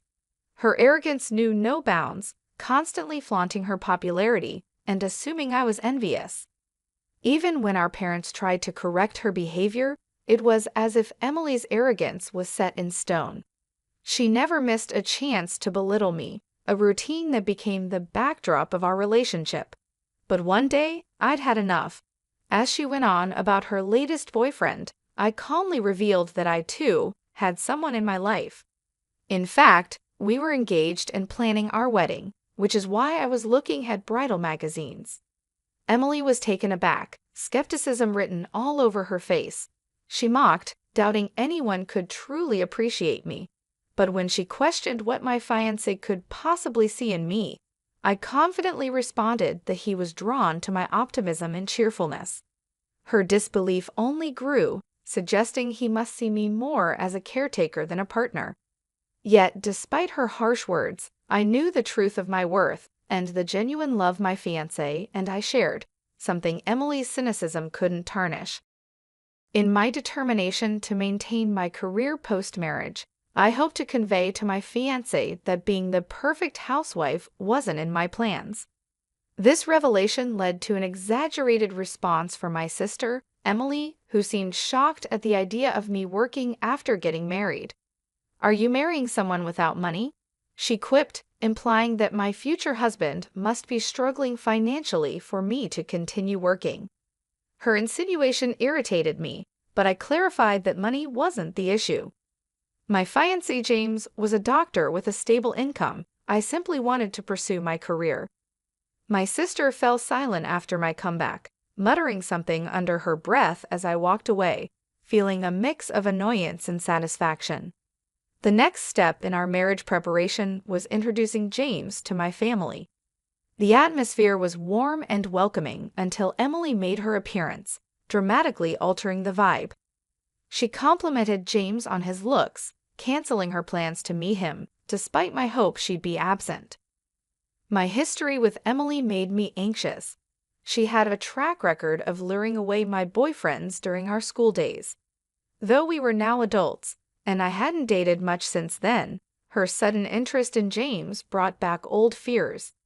However, I tried to convince myself that Emily had grown up and wouldn't attempt anything with my fiancé. Despite my hopes, seeing Emily and James interact, with what appeared to be a blush from James, filled me with dread, and then my worst nightmare unfolded.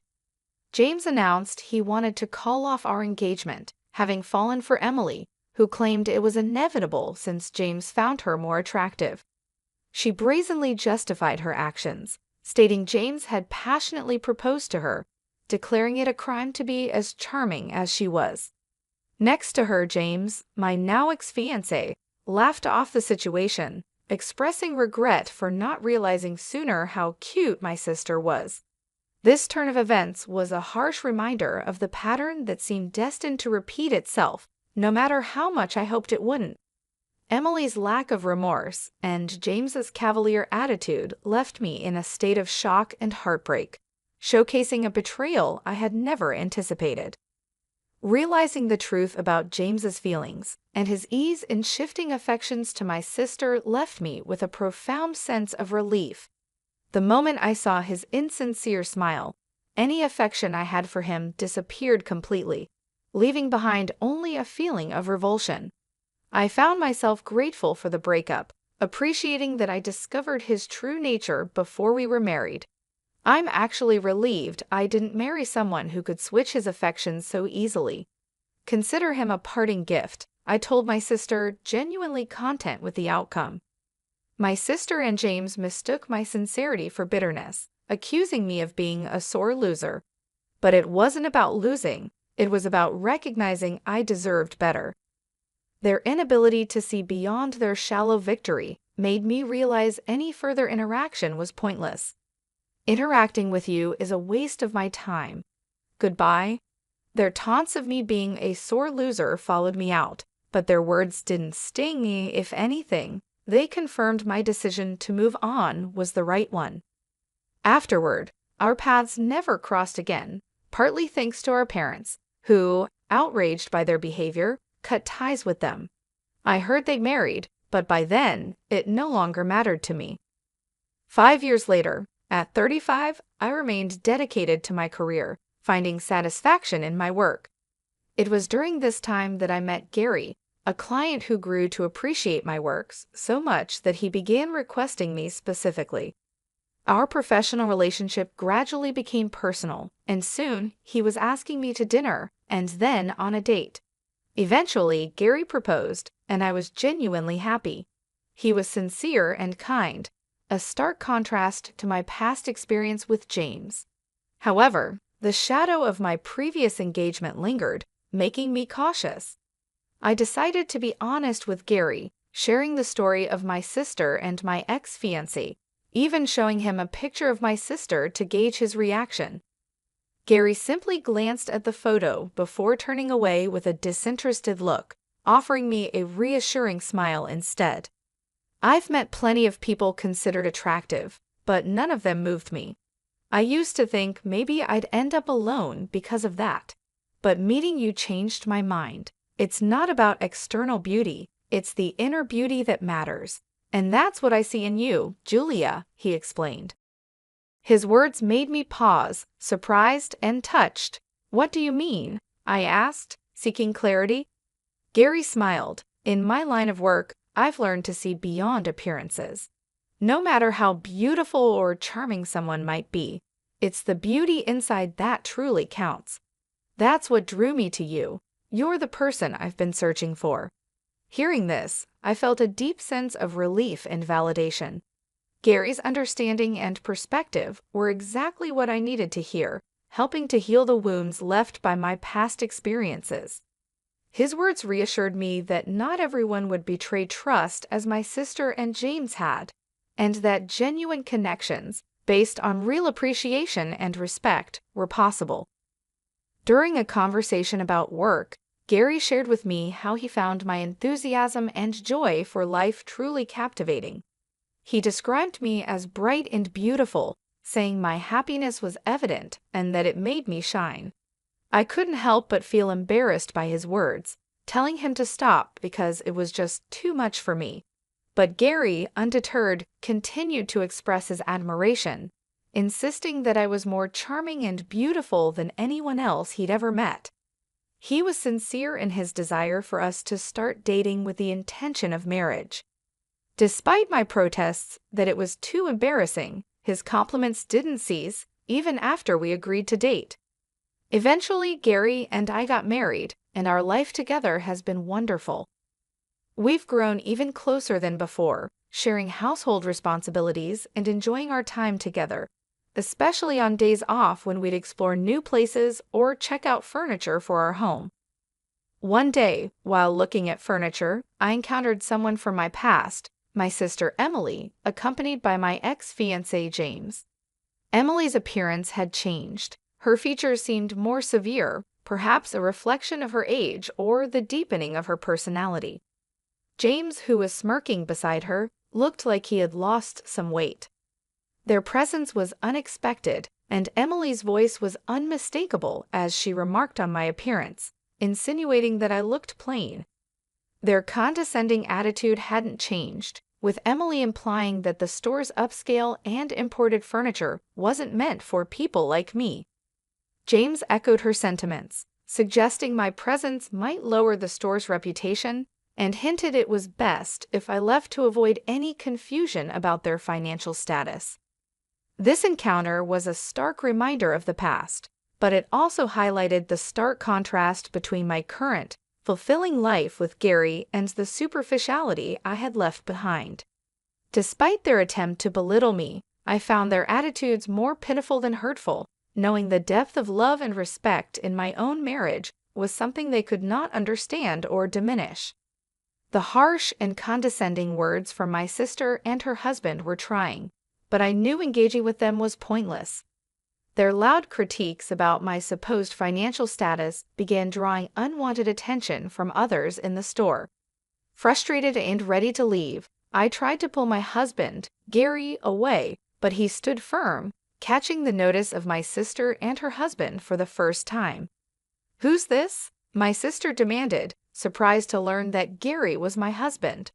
Her reaction was a mix of shock and mockery, questioning why he would marry someone plain like me, and jokingly asking if he was in need of a maid. She bragged about her comfortable life, dining out frequently and hiring housekeeping, implying that Gary and I were less fortunate for needing to work. My sister's patronizing tone and her extension of her sentences in a particularly annoying manner only fueled my frustration. She gloated over stealing my previous fiancé, suggesting Gary and I were doomed to a life of hardship and mocking us for being a perfect match in her eyes. The insults towards me were bearable, but the moment she disparaged my husband, my patience snapped. I was ready to confront her, but Gary calmly stepped in front of me, introducing himself as my husband. Despite their dismissive reaction to his name, Gary remained polite and even offered his business card to James. This gesture seemed to momentarily pause the conversation as James glanced at the card, but my sister's attitude remained unchanged, continuing to belittle me as if it were a truth universally acknowledged. In this moment, Gary's composure and the dignified way he handled the situation made me realize the stark contrast between the shallow, materialistic values my sister held and the genuine, respectful love and partnership I shared with Gary. His calmness in the face of their provocation underscored the strength and depth of our relationship, highlighting that true value lies not in outward appearances or material wealth, but in character and integrity. Gary, always the picture of politeness, didn't shy away from confronting my sister's rudeness with a cunning clarity. To judge someone as ugly based on looks alone is shallow. But if we're talking about ugliness, yours stems from within, from a personality that delights in belittling others, he said calmly, his words slicing through the air with precision. My sister, so often unflappable in her self-assuredness, found herself blushing deeply, outraged at the suggestion she might be the one at fault. "Ugly? Me? How so?" she sputtered, genuinely thrown off by the accusation. A truly beautiful person doesn't feel the need to overshadow or harm their sibling.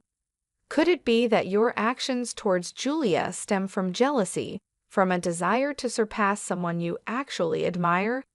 Gary proposed, unsettling her further. The thought had never crossed my mind that my sister's constant competitiveness and cruelty could be rooted in anything other than disdain. But seeing her reaction, I couldn't help but reconsider the dynamics of our relationship. Gary continued, suggesting that envy was the real motive behind my sister's actions. Taking what belongs to someone else isn't just theft, it's a clear sign of envy. It indicates a struggle with self-worth and confidence. A truly confident person wouldn't need to assert their superiority by diminishing others. My sister tried to defend herself against Gary's observations, but her rebuttals grew weaker, her usual bravado fading. It was then that James, pale and noticeably shaken, intervened. He had been quietly observing, flipping the business card Gary had given him back and forth, his unease growing. Suddenly, he grasped my sister, demanding in a troubled voice, "What's happening? Who is this man?" The business card, a seemingly innocuous piece of paper, had become the catalyst for a shift in the air, prompting questions and revealing the undercurrents of insecurity and rivalry that had long defined my sister's actions. It was a moment of revelation, showing that beneath the surface of her confident exterior lay a complex web of emotions, and perhaps a begrudging respect for me that she herself had not fully acknowledged. I remembered the name sounded familiar, so I did a bit of digging, and then it clicked. Gary Henry. "So, what about it?"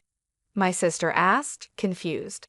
"That's the name of the hospital I work at," I said, a realization dawning on her face. "A hospital," she echoed, still not putting the pieces together.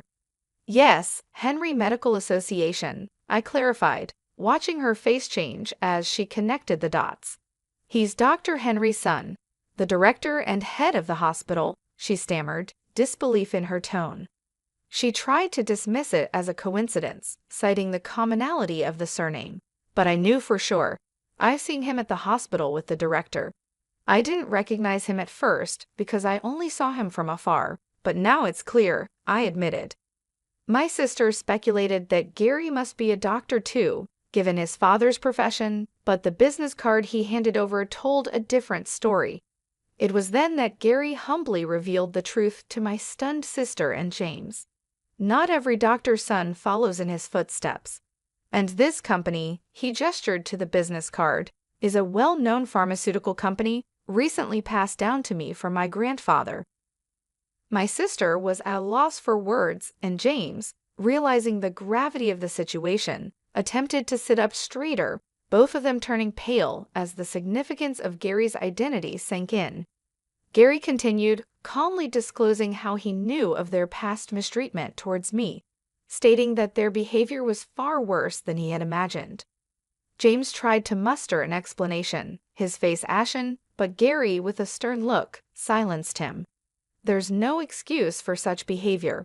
I'll be informing my father of this," Gary warned, leaving James to contemplate the repercussions of his actions. As we turned to leave, James was visibly shaken, and my sister stood frozen, still trying to process the sudden turn of events. Walking away from them, I felt a sense of closure, knowing that the truth had finally come to light, and the respect and integrity Gary carried with him had revealed the true character of those who had wronged me. Leaving my sister and her husband behind, I felt a chapter of my life closing. I couldn't help but wonder what became of them after that confrontation. James faced consequences at work for his poor attitude towards colleagues and patients alike. His salary was cut, and he was demoted, leading to a swift exit from the hospital as gossip about his behavior made rounds. Struggling to secure a new position, his life became markedly more difficult. My sister, on the other hand, had always lived beyond her means, relying on James's income, which was never enough to satisfy her spending habits. James's financial downturn and subsequent weight loss were a stark testament to their dire situation. Quickly losing interest in him after his demotion, she divorced James, convinced she could easily move on to someone else. However, the reality was far from what she had envisioned.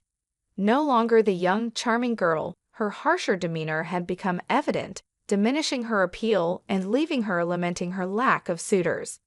She sought solace and sympathy from our parents, bemoaning her sudden lack of attention and even envying my life, hinting at a deep-seated rivalry and admiration she might have felt towards me all along. Despite her cries for help, our parents stood firm, advising her to face the consequences of her actions, leading her into an uncertain future away from our family's support. As for me, distanced from the tumultuous relationship with my sister and her husband, I found solace in a peaceful, fulfilling life with Gary. Together, we looked forward to welcoming a new member to our family, a beacon of hope and joy amidst the remnants of past conflicts. As I caressed my growing belly, I couldn't help but feel grateful for the tranquility and love that surrounded me, a stark contrast to the turmoil that once defined my relationships with those closest to me. I'm Amelia, and a few weeks back, I lost my dad after a long struggle with his health. I often catch myself wishing I could have introduced him to his grandchildren, a thought that brings a heavy sigh. 6 years ago, at 35, I got married. During that joyful day, my dad and I made a heartfelt promise. I would tell him first if I was expecting. Sadly, that's a promise I'll never fulfill, and it's my biggest regret concerning my dad. His sickness was diagnosed a year ago, and since then, I've put all my effort into being there for him. I visited my childhood home more often, spent numerous hours at the hospital alongside my mom, and made sure to call or video chat even more frequently. Despite all this, I sometimes wonder if it could have been enough. I could have done more, I whispered, lost in thought. My mom, always supportive, comforted me. Amelia, you did everything you could. Your dad knew that, and he was proud. Just then, my sister Freya walked in, followed by a man I guessed was around 48, presumably the lawyer. This is Jack, the attorney, she introduced him, and my mom quickly offered him a seat. As soon as we all settled down, Freya couldn't help herself. The lawyer mentioned Dad left us a significant inheritance. I couldn't help but respond, Freya, you know it's not all yours. That exchange soured the mood instantly. My sister and I have had a rocky relationship, worsened by our dad's illness. Her refusal to visit our dad, despite my attempts to bridge the gap between them, didn't help matters. Her attitude has always been a barrier, and it only grew more pronounced during these tough times. In hindsight, my words to my sister might have been a bit too sharp, fueled by my concern for our father. However, her response didn't help the situation either. You're grown up, there's no need to be so obstinate, I pointed out, to which she snapped back, I'm not being obstinate. Living in the city and traveling to the countryside isn't as simple as you think. It's just a 3-hour drive, I countered, but she argued. Those 3 hours are not just about time, it costs money. And yes, money is important to me. I'm busy, so please, just stop nagging me. That marked the end of our conversation. Despite the distance, I always believed she could make an effort to visit now and then. This belief was a major factor in the swift decline of our relationship. Ultimately, she never visited our father, and the rift between us only deepened. The tension in the room grew until the lawyer stepped in, suggesting we all take a moment to calm down. I'm sorry, I said, offering an apology, which seemed to ease the atmosphere slightly. The lawyer then explained, as I mentioned over the phone, I'm here regarding your father's will. My mother, puzzled, whispered, when was this arranged? The lawyer replied, a few weeks before he passed, your father reached out to me. He asked you to come to the hospital, my mother asked. Yes, I drafted the will there with him, in the presence of his primary doctor. It was arranged that the doctor would notify me upon your father's passing, which is why I contacted you now, the lawyer clarified, pulling out a white envelope and placing it before us. Recognizing my father's handwriting on the envelope, I whispered, that's definitely Dad's handwriting. Freya, visibly impatient, demanded, just get on with it. What does it say? You know I'm busy. The lawyer, with a hint of a smile, opened the envelope. Inside, there was a single piece of paper outlining the inheritance, the house, land, some savings, and a storage shed. We were aware of the house and land, but the mention of a storage shed was new to me. My sister, frustrated, turned to the lawyer, wait, what about the farm? The farm? The lawyer echoed, a bit surprised. Yes, the farm. Dad used to work on it as a hobby, I explained. Our father had run a successful business in a nearby town, but decided to slow down after turning 52, considering closing the company to spend more time on his hobbies, including the farm. This new mention of the farm added another layer of complexity to our father's legacy and what he left behind. During my high school years, I remember expressing a desire to take things a bit slower in life. My sister, who was attending college at the time, didn't agree with this laid-back approach. However, both my mom and I, concerned about my dad's health, supported the idea. "Don't fret over finances, Freya. We're well prepared with savings," my dad comforted her. With some reluctance, she gave her nod of approval. Following this conversation, my father indeed wound down his business operations and took up farming close to our home. "There's something fulfilling about working with the land," he would say, his face lighting up with joy. Witnessing his happiness reinforced my belief that we had made the right decision, though Freya seemed less convinced. Despite promising to return home post-graduation, she pursued a career close to her university, eventually marrying a CEO of an IT firm she met through her job. That's the backdrop to my father embracing farming until his health declined. Freya insisted the farm be considered part of the inheritance. Upon her insistence, the lawyer re-examined the documents and uncovered that the farm was actually leased land. Rented? I thought aloud, mistakenly believing we owned a substantial tract of land. Freya appeared visibly let down by this revelation. The realization that the expansive land my father had used for vegetable farming was leased seemed to ease my initial disappointment. Knowing little about farming ourselves, perhaps it was for the best. The discussion then pivoted to how the inheritance would be divided. "The house and the surrounding land will go to the wife," the lawyer outlined. Freya smirked, perhaps thinking about the remainder of the assets and how they would be split. "The rest, including the savings and the storage shed, should be divided between you three," the lawyer suggested. "Savings? That means cash, right?" "I'll take that," Freya stated, eyeing the liquidity. "The total savings amount to approximately $100,000. This sum is not subject to inheritance tax," the lawyer informed us. "I want the $100,000 in cash," Freya declared with a sense of victory. But such a one-sided arrangement didn't sit right with me, and I voiced my objection. "Hold on, I don't agree. Why should you get all the cash?" I protested.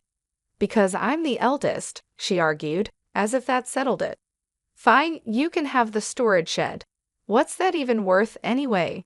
she dismissively added, turning her attention back to the lawyer for further clarification. "It's the shed adjacent to the farm. Whoever inherits it will own the structure, the land it's on, and anything inside it," the lawyer explained. Suddenly interested, Freya's attitude shifted at the mention of additional land. It struck me as odd married to a successful CEO, yet her appetite for more seemed insatiable. As the lawyer explained the details about the storage shed, he mentioned it came with a small patch of land, roughly 75 square feet, about the size of a cozy bedroom. He then laid out some photographs of the shed for us to see, showing its exterior and interior.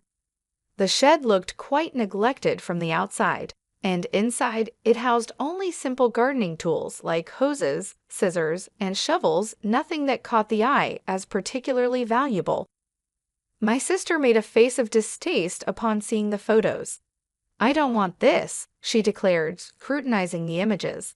They indeed showed nothing more than everyday items, valuable more for their memories than any monetary worth. "Fine, you take the cash.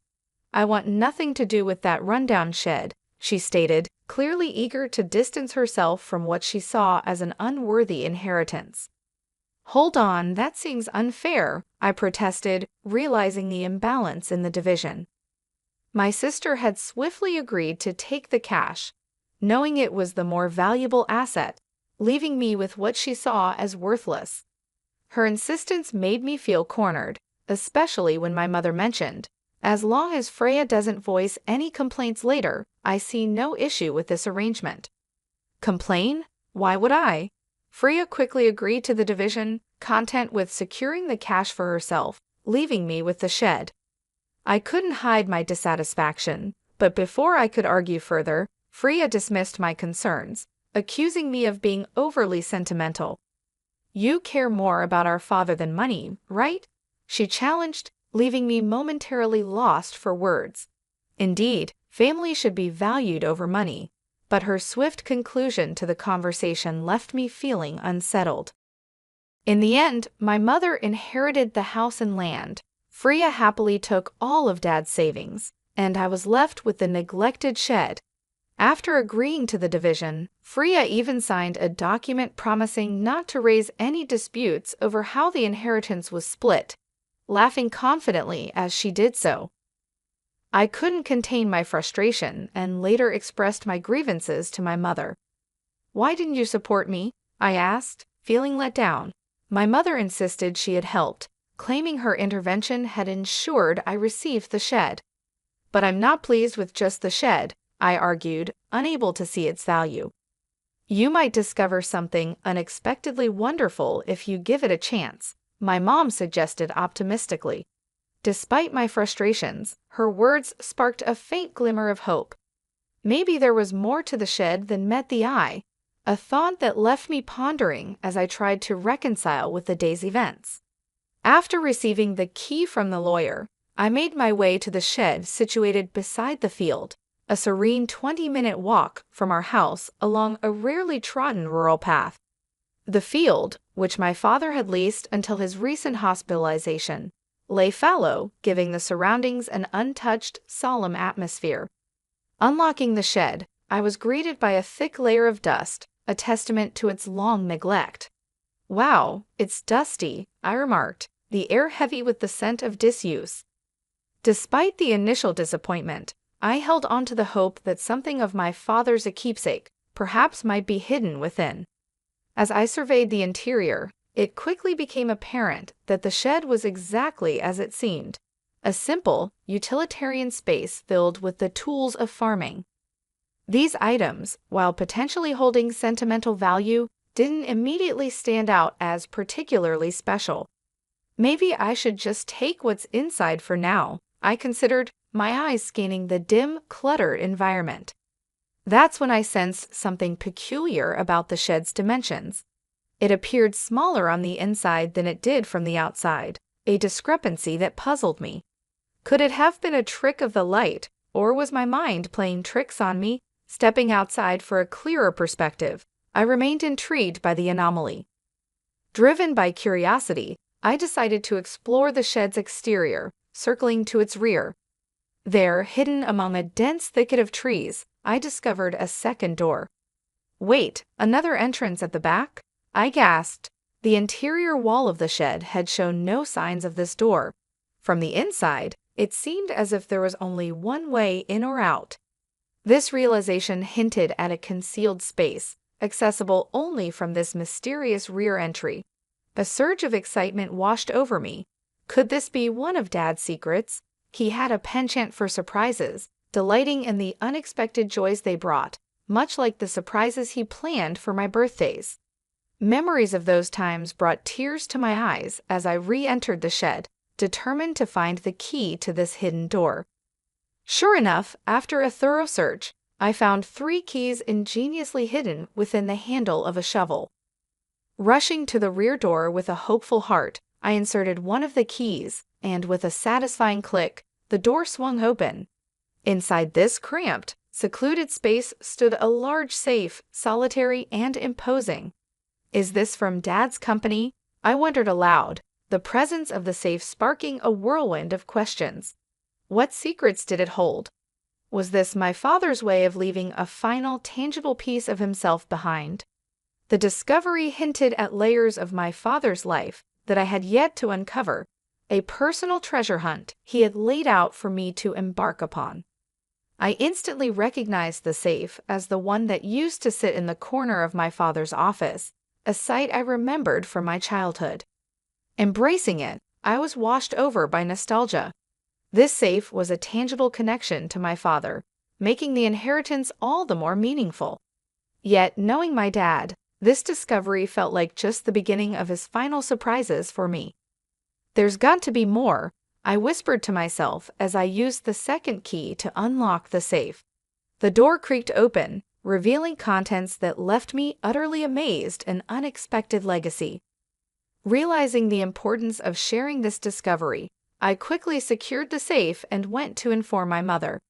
Afterward, with my husband's assistance, we transported the safe from my parents' home. It dawned on me that these valuable items, undoubtedly part of my inheritance, might have tax implications. Determined to handle this properly, I decided to seek legal advice. Following the lawyer's suggestion, I contacted a certified public accountant, CPA, recommended by a friend, to navigate the potentially complex tax situation. This professional took charge of the intricate details, ensuring everything was in order. A year of navigating these matters had passed when, unexpectedly, my sister showed up near my home. Her visit was out of the blue, especially considering our recent strained relationship over the inheritance. "I was just in the area," she claimed, but her uneasy demeanor and the fact that we lived 30 minutes apart made her visit seem less than casual. Despite our complicated history, I invited her in. After serving coffee, she appeared restless, eventually asking, "Did you win the lottery or something?" Her questions puzzled me. I never played the lottery, and it wasn't the season for my husband's holiday bonus. "What are you getting at?" I finally asked, seeking clarity on her bizarre insinuations. Her mood shifted suddenly to irritation. "Are you making fun of me?" she accused. Her reaction puzzled me even further, as her line of questioning seemed completely out of left field. I had no idea what could have prompted such an inquiry, or why she would think I had come into a sudden windfall, apart from the mysterious contents of the safe that only my family knew about. My sister was practically buzzing with curiosity about the subject of money, insisting that I must have come into a significant sum. She recounted a recent encounter with our aunt in the city, who unwittingly sparked her curiosity. Our aunt had mentioned receiving a $1,000 gift card from me as a thank you for visiting our father during his illness. This gesture led my sister to speculate wildly that I had stumbled upon some unexpected fortune. "You've come into some money, haven't you? Just admit it," she pressed me for answers. Understanding the root of her inquiry, I let out a sigh, which only seemed to irritate her further. "What's with the attitude? Are you making fun of me?" she demanded. I tried to explain it was simply a gesture of appreciation, which led her to question the source of the funds for such gifts. I reminded her of the inheritance, specifically the dirty shed she had disdainfully mentioned, and revealed the discovery of the safe inside it, a true treasure trove left by our father. The safe contained a collection of valuable watches, a passion of our father's. Though unsure of their exact worth, it was evident they held considerable value, especially given the modest amount of savings left. This revelation led to a discussion about the potential need for paying inheritance tax, a concern my mother had raised upon learning of the safe's contents. "What should I do, Mom?" I asked, seeking her wisdom. My mother advised handling the matter transparently, suggesting that such secrets have a way of coming to light eventually. Following her counsel, I reached out to the lawyer we had previously consulted, who clarified that the value of inherited items indeed determines the applicable inheritance tax. This led me to take the responsible step of accurately declaring the inheritance, ensuring compliance with the legal and financial implications of my newfound wealth. In seeking professional advice, I learned that a certified public accountant, CPA, could efficiently manage the valuation and tax obligations of the inherited watches for me. Entrusting this task to the accountant, we discovered the collection was valued at a staggering $500,000. Given their high value, the implication was clear: inheritance tax was due. The sensible course of action, as advised, was to retain only those pieces that held sentimental value to me and sell the others to someone who could appreciate and afford them. This approach not only made financial sense, but also felt right emotionally. From the proceeds of the sale, I managed to cover the inheritance tax and also extend my gratitude through gift cards to relatives who supported us during my father's illness. This is what had sparked my sister's curiosity. Among the keepsakes I chose to keep was my father's pocket watch, a piece not of great monetary worth but rich in memories. I shared this story with my sister, showing her the pocket watch, trying to convey its sentimental value. However, her reaction was lukewarm, seemingly more interested in what was sold than what was kept. When she inquired about the remaining watches and the whereabouts of the safe, I informed her it was at our mother's house, explaining the safe's size and its historical significance to our father's business. Her response was contemplative, leaving me feeling uneasy about her intentions. Yet, she departed without further questions, to my relief, though I couldn't shake off a lingering sense of worry. My fears were somewhat confirmed that very night. A distressing call from my mother urged me and my husband to hurry to her house. As we neared, the scene was alarming: red lights flashing in the darkness, police cars stationed outside. Making my way through the gathering crowd, I found my mother and learned of the evening's harrowing events. She had been preparing for bed when unusual noises startled her. It sounded like someone was frantically searching through the house. Believing a burglar had broken in, and with no one else home to help, my mother made a quick decision to escape through a window, a move driven by fear and desperation. The situation she described was unnerving, painting a night filled with panic and uncertainty. Under the veil of night, my mother noticed the eerie glow of a flashlight moving inside the house, confirming her fears of a burglary. In a state of panic, she sought help from our neighbor, who, upon witnessing the suspicious activity, wasted no time in calling the police, convinced a burglar was at large. Yet the supposed intruder was none other than my sister, Freya, who had decided to search the safe after hearing about my inheritance earlier that day. Without any way to identify her intentions, both my mother and the neighbor were understandably alarmed. The situation escalated when the police arrived. Caught off guard and enveloped in guilt, Freya attempted to flee the scene, her actions fueled by a misguided panic. Ironically, her escape efforts led her to collide with the safe's door, causing the unsteady safe to topple over and trap her underneath. This accident led to her being rushed to the hospital with complaints of leg pain, leaving us all in disbelief over her reckless actions. Following this chaos, my mother and I found ourselves apologizing to the responding officers for the misunderstanding.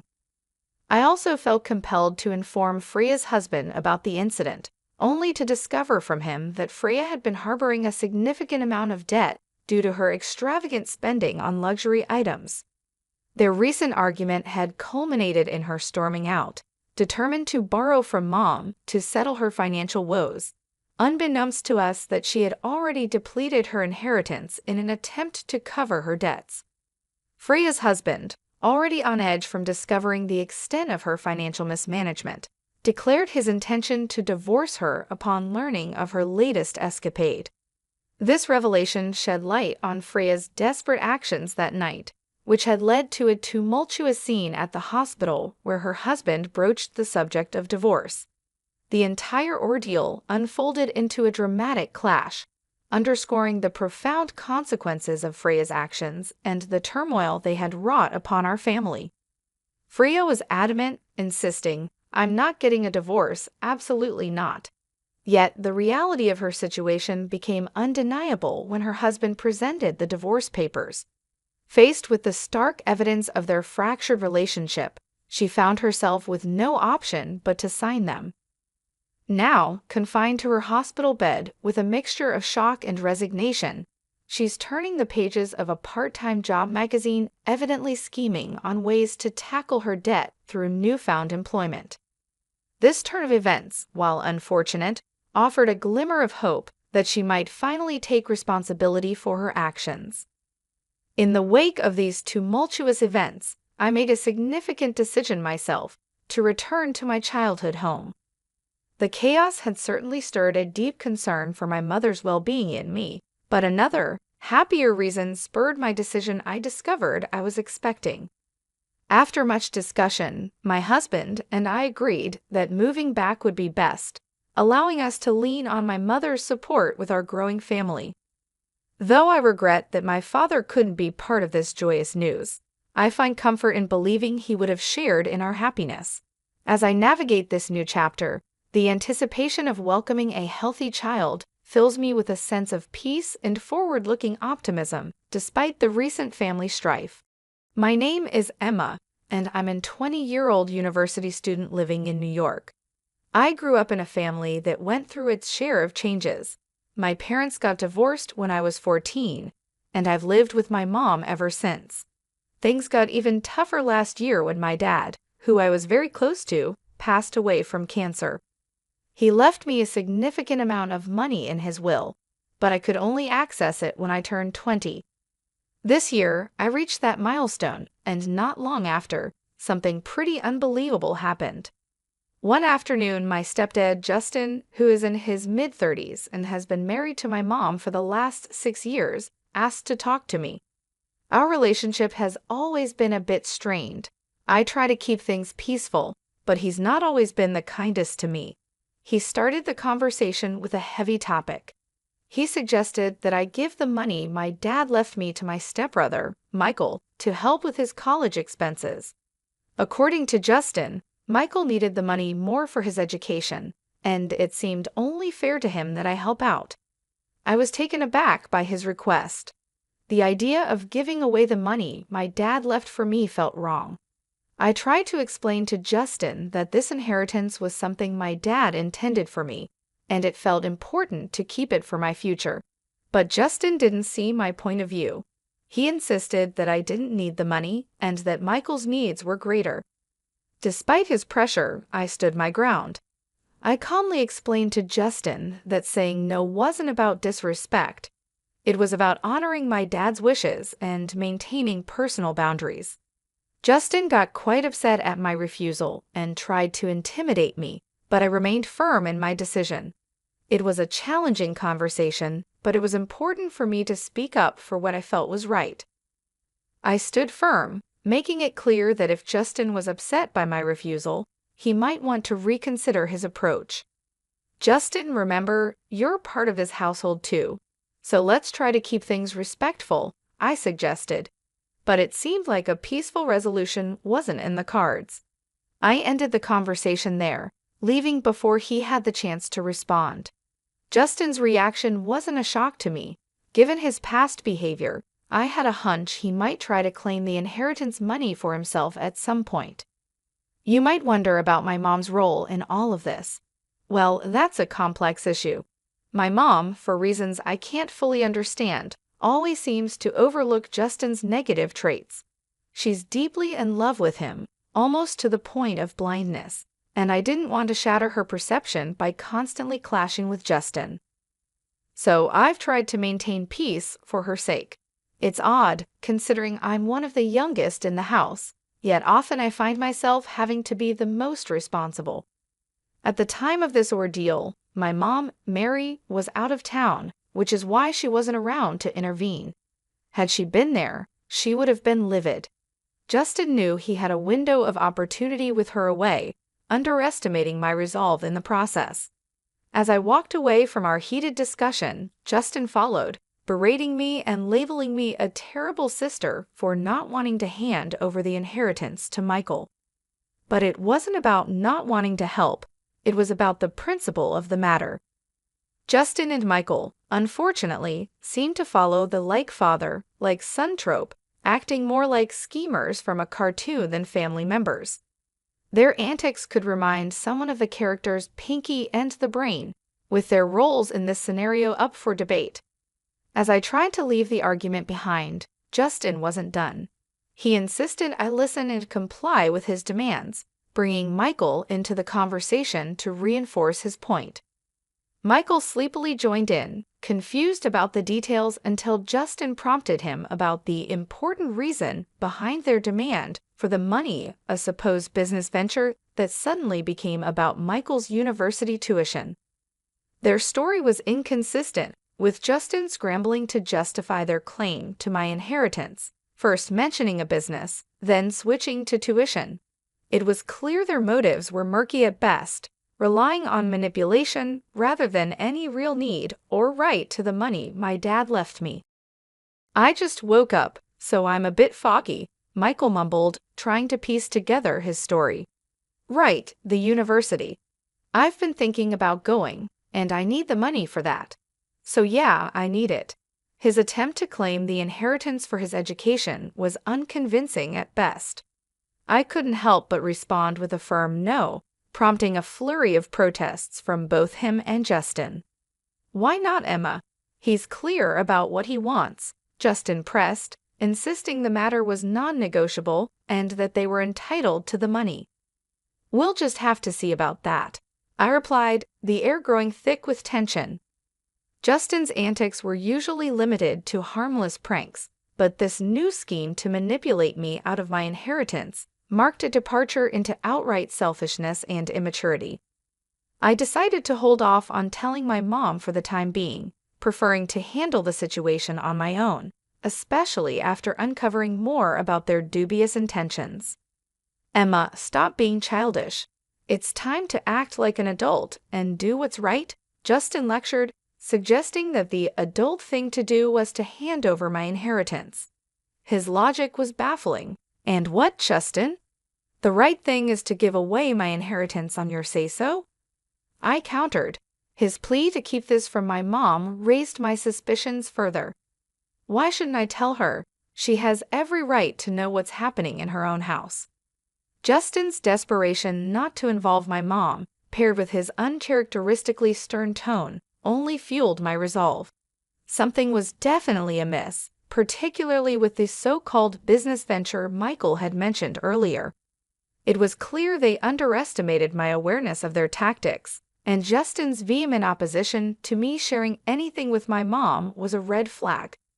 I reached out to my mom at the first opportunity. "Hey Mom, how's everything with you?" I began, trying to gauge her mood. "I'm all right, dear. What about you?" she responded. I hesitated, knowing what I was about to divulge could cause a stir. "Not great, Mom. Something's up with Justin and Michael Justin in particular. He's been acting really strange." My mom's response was to caution me against overthinking things. "Oh, Emma, don't let your imagination get the better of you." But it was too late for reassurances. The pieces were too aligned, pointing to something more than just a misunderstanding or paranoia on my part. Understanding my mom's reluctance to believe the unsettling truth about Justin, I pressed on, determined to shed light on the situation. "Mom, I get that you have feelings for him, but Justin crossed a line. He didn't just ask for the inheritance money, he demanded it for Michael, claiming it was for education purposes. There's something off about this whole thing, and he even became aggressive when I mentioned bringing it up to you," I explained, my resolve hardening despite her skepticism. My mom hesitated, torn by her emotions and the troubling accusations against the man she cared for. "I'm struggling to grasp this, Emma. I feel like we need more evidence to make sense of it all." "Don't worry, Mom. I'll find the proof we need," I assured her, even though she wasn't entirely convinced. The idea that Justin had somehow bewitched her with his manipulations nagged at me, but I knew I needed solid evidence to reveal the true nature of his intentions. Later that night, I found myself scouring the family computer for any clues that could unravel the mystery of Justin's behavior. Fortune seemed to be on my side when I discovered that Justin had carelessly left his email account open. What I found was a revelation. Emails exchanged between Justin and a woman named Martha painted a clear picture of deceit. These messages were far from innocent, hinting strongly at an affair. But it was the content discussing plans for a divorce and a future together, fueled by an influx of money from a dubious business venture, that caught my attention. Justin may have been cautious not to detail any illegal activities, but his indiscretion and betrayal were blatant. Armed with this information and determined to uncover more, I decided to approach Michael, hoping he might inadvertently reveal more about their plans. I initiated a casual conversation with him, subtly turning on my phone's recorder to capture our exchange. "Hey, Michael," I greeted him, feigning cheerfulness. "Hello, Emma," he replied, seemingly in a good mood. "You seem happy today." "Why not? It's a beautiful day," I said, steering the conversation in hopes of discovering more about Justin's schemes and their impact on my family. I approached Michael with a sense of curiosity, pretending to consider their request for the inheritance money. "I've been thinking a lot about what you and Justin mentioned. I'm actually considering giving you the money for your college," I told him, watching his reaction closely. "Really? That's amazing.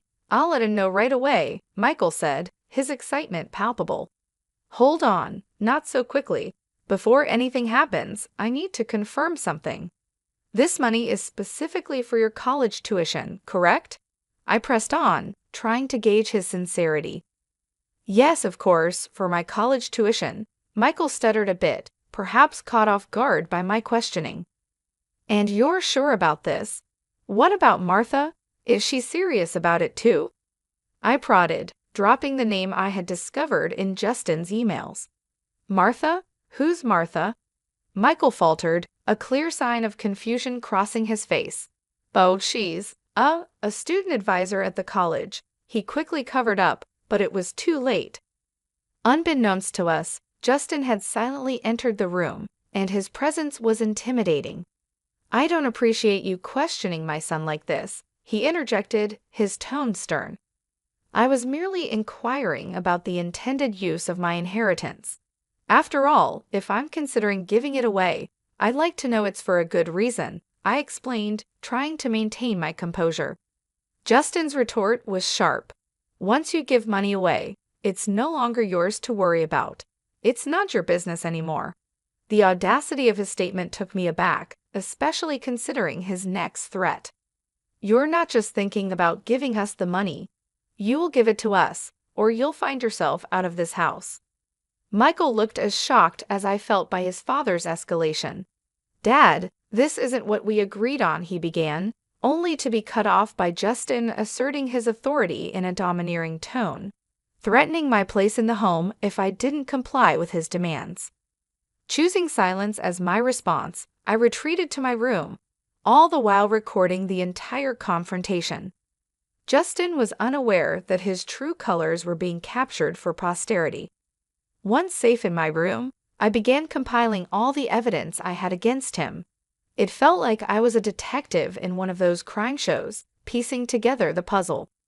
I had audio recordings and email screenshots, all pointing to Justin's deceitful behavior and his affair with Martha.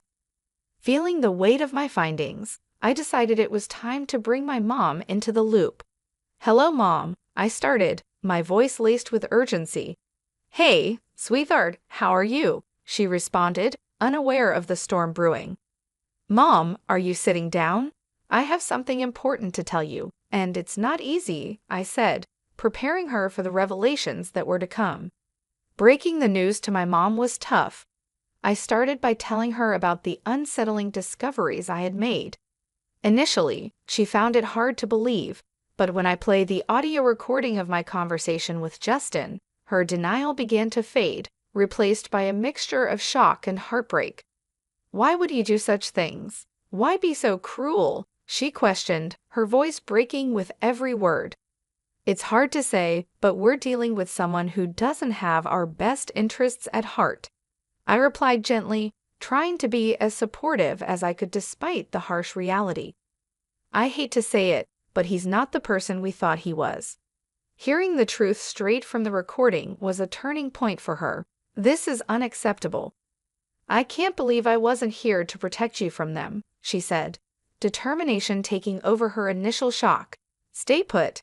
I'm coming back immediately, and yes, I've locked my door," I reassured her.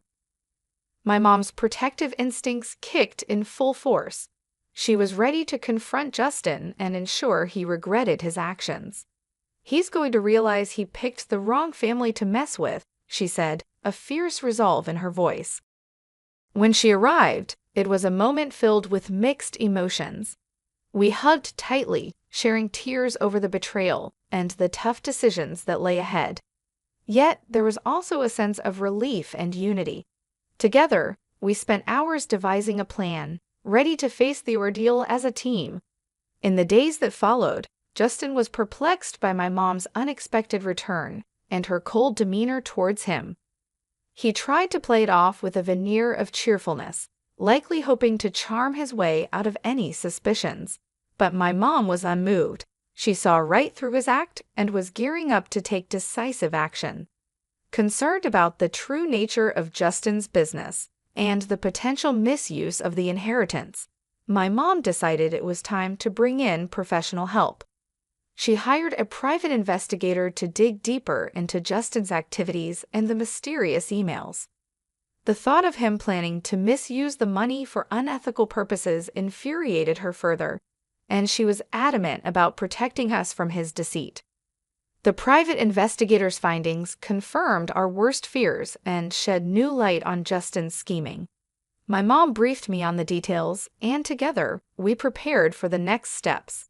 It was clear that this was more than just a family dispute. It was about standing up against manipulation and ensuring justice was served. In that moment, the atmosphere in the room was charged with tension, a palpable mix of disbelief and resolve hanging between us. Justin's usual confidence seemed to falter under the weight of our accusations, his eyes darting from the camera to my mom, then to me, as if searching for some escape or loophole in our confrontation. "You can't possibly understand what you're talking about. This is ridiculous," Justin tried to deflect, but his voice lacked its usual assertiveness. It was clear the tables had turned, and the power he once wielded so effortlessly was slipping through his fingers. Michael, caught in the middle of this familial storm, looked from his father to us, his expression a mix of confusion and realization. Perhaps for the first time, he began to see the man he called father for who he truly was, a revelation that seemed to shake him to his core. My mom, with a steely gaze fixed on Justin, stepped forward. "Not only do we understand, but we have proof. Emails, recordings. You've been planning to launder money through a laundromat, all the while involving yourself with a known criminal. Martha's record speaks volumes, and your plans for this business are clear as day." Justin's attempts to maintain any semblance of innocence were crumbling fast. "You have no idea what you're getting into. This is my business, my life. You can't just barge in and—" "But we can, and we are," I interjected, bolstering my mom's stance. "This isn't just about your business, Justin.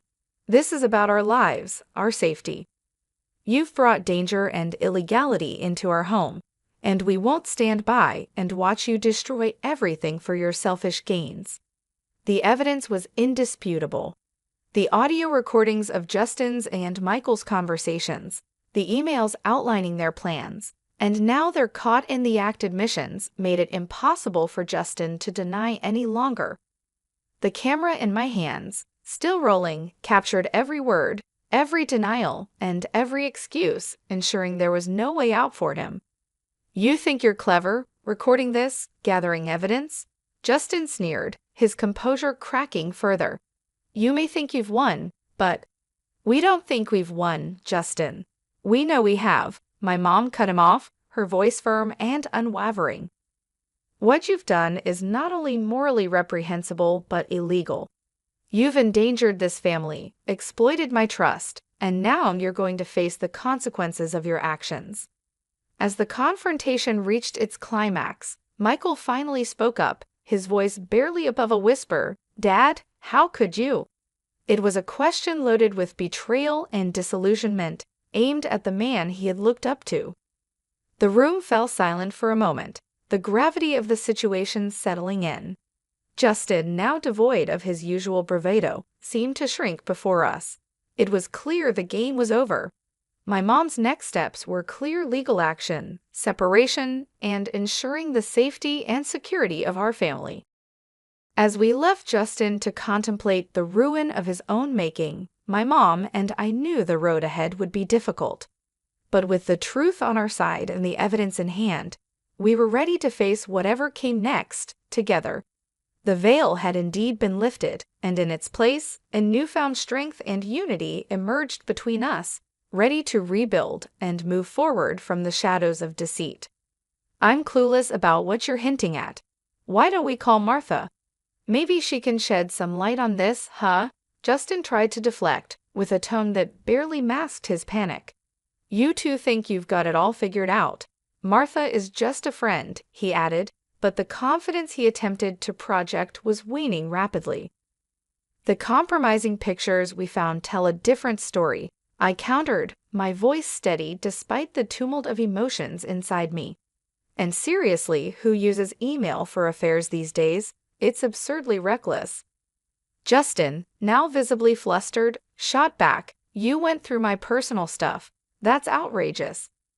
No, Justin. What's outrageous is you, my mom interjected, her voice rising in indignation. How dare you repeatedly threaten my daughter over money that rightfully belongs to her? How dare you use threats to attempt to evict her from her own home? Your actions are indefensible. How dare you involve your son in your reckless plans, putting him at risk? And your audacity to plan using that money for illegal ventures is beyond forgiveness. Now, when it's time to account for your actions, you suddenly fall silent? She continued, her words cutting through the air like a blade. Justin, cornered and desperate, spat out, "Get that camera out of my face," as he lunged towards me in a blind rage. I dodged his attempt swiftly, his aggressive move only adding to the gravity of his unraveling. You're thinking of attacking my daughter now? Do you have any idea how much trouble you're in? My mom exclaimed, her tone a mix of disbelief and anger. Justin, defiant to the end, sneered, "You think you understand the situation? You know nothing." Well, let's see if the police agree with you. They should be arriving any minute now, I declared, watching closely for his reaction. Police? You wouldn't dare, he blustered, but his bravado was crumbling. As the sound of police sirens grew closer, Justin's usual smugness disappeared, replaced by a look of sheer terror. It was the first time I'd seen him stripped of his arrogance, revealing the coward beneath. Please, Mary, let's not escalate this. I can explain, he pleaded, his voice cracking under the strain. Save your explanations for the judge, you despicable man, my mom retorted with a disgust that left no room for ambiguity. And Michael, don't think you're absolved from responsibility. You're both going to face the consequences of your actions. As the police arrived, it was clear that this was the beginning of the end for Justin's schemes. My mom's fierce declaration echoed in the air, marking a pivotal moment of justice for us. This should teach you a lesson about disrespecting my daughter and me. You're not too young to understand the difference between right and wrong, and it's time for you to face the consequences, my mom asserted, her tone firm but fair. Yes, Mom, I understand, I replied, knowing that I had crossed a line and needed to accept the repercussions of my actions. Come on, Grace, don't you think this is all a bit too extreme? Justin tried to argue, seeking some leniency. Quite the opposite. This is barely scratching the surface of what's deserved, my mom countered, her resolve unwavering. Emma, how's our live stream doing? My mom inquired, a modern twist to ensuring that justice was seen to be done. We've got over 5,000 viewers tuning in. This is making waves, I informed her, amazed at the digital audience we had attracted. And just to make things perfectly clear, my mom turned towards Justin, her voice steady and clear, I want a divorce. Yes, you heard it right, folks, she announced, making sure the live stream caught every word. The fallout from the live stream was monumental. The drama unfolded in real time for over 5,000 witnesses, and the story quickly spread to local newspapers and tabloids. Being at the center of this whirlwind was surreal, witnessing the swift downfall of Justin, my soon-to-be ex-stepfather, and the complicit Michael.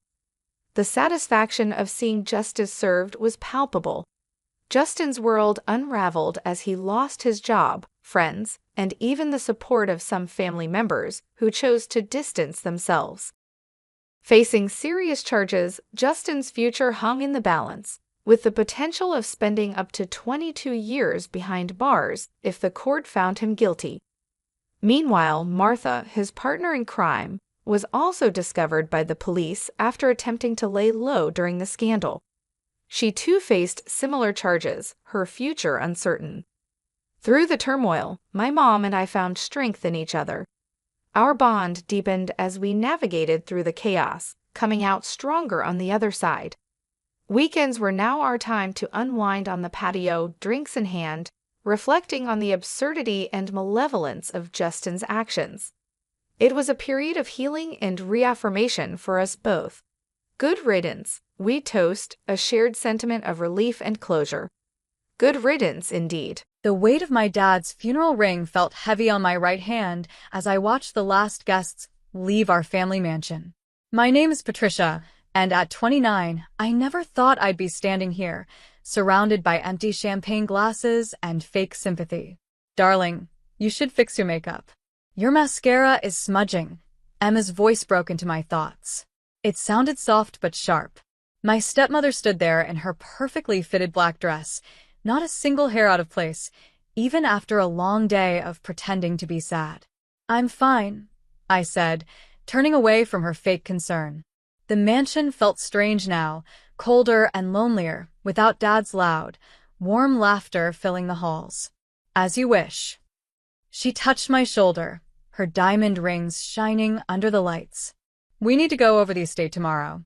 There are financial matters that need urgent attention. Before I could say anything, Scott, our butler for the past 21 years, appeared beside me.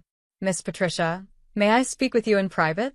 Emma's fingers pressed lightly into my shoulder before letting go. Of course. I'll be in the study if anyone needs me, she said, her heels clicking on the marble floor as she walked away. Scott led me into the kitchen. His presence felt both comforting and strange at the same time. He looked around before pulling something out of his jacket. Your father asked me to give you this after the funeral, he said, handing me a sealed envelope that looked a bit old. He was very clear about the timing. My hands shook as I took it. When did he give this to you? 2 months ago, right before he was diagnosed, Scott replied. His eyes held a look I couldn't quite understand. He made me promise to give it to you directly. I opened the envelope with shaky hands and unfolded the letter. My dad's handwriting covered the page. My dearest Patricia, if you're reading this, it means I didn't get to tell you the truth face to face, and I'm sorry. The mansion, our home, belongs to you. It always has. Your mother set up a trust before she passed away. Emma doesn't know. The official reading tomorrow will explain everything, but I wanted you to hear it from me first. Be careful, sweetheart. Watch the shadows. Love, Dad. I looked up, stunned. Scott, did you know about this? I looked up at him, but his face stayed calm and unreadable. I know many things, Miss Patricia, he said quietly, including that Mrs. Frank has been calling real estate agents this past week. A bitter laugh slipped out of me. She's trying to sell my house? Your stepmother has always been ambitious, he said in a lower voice. But there's more you should know about the safe in your father's study. Patricia, Nicole's voice echoed from a hallway. Where are you hiding? Scott quickly stepped back as my best friend burst into the kitchen. Her dark curls were a mess, and her eyes were full of worry. I've been looking all over for you. Are you okay? I'm fine, I said out of habit, then paused. Actually, no. I'm not okay. I looked at Scott. He gave me a small nod before slipping out the back door. Nicole grabbed my hand. Talk to me. What's going on? Dad left me a letter, I said, holding her hand tighter. The mansion is mine, Fran. All of it. And Emma's been trying to sell it without telling me. That snake, Nicole said, eyes wide. No wonder she's been clinging to that creepy lawyer all day. What are you going to do? Before I could answer, we heard voices from the study. Emma and a man I recognized right away. Jonathan Crombie, the family lawyer who once asked me out and never got over it. The will reading is tomorrow, I whispered, sliding Dad's letter into the pocket of my dress. Let them make their plans.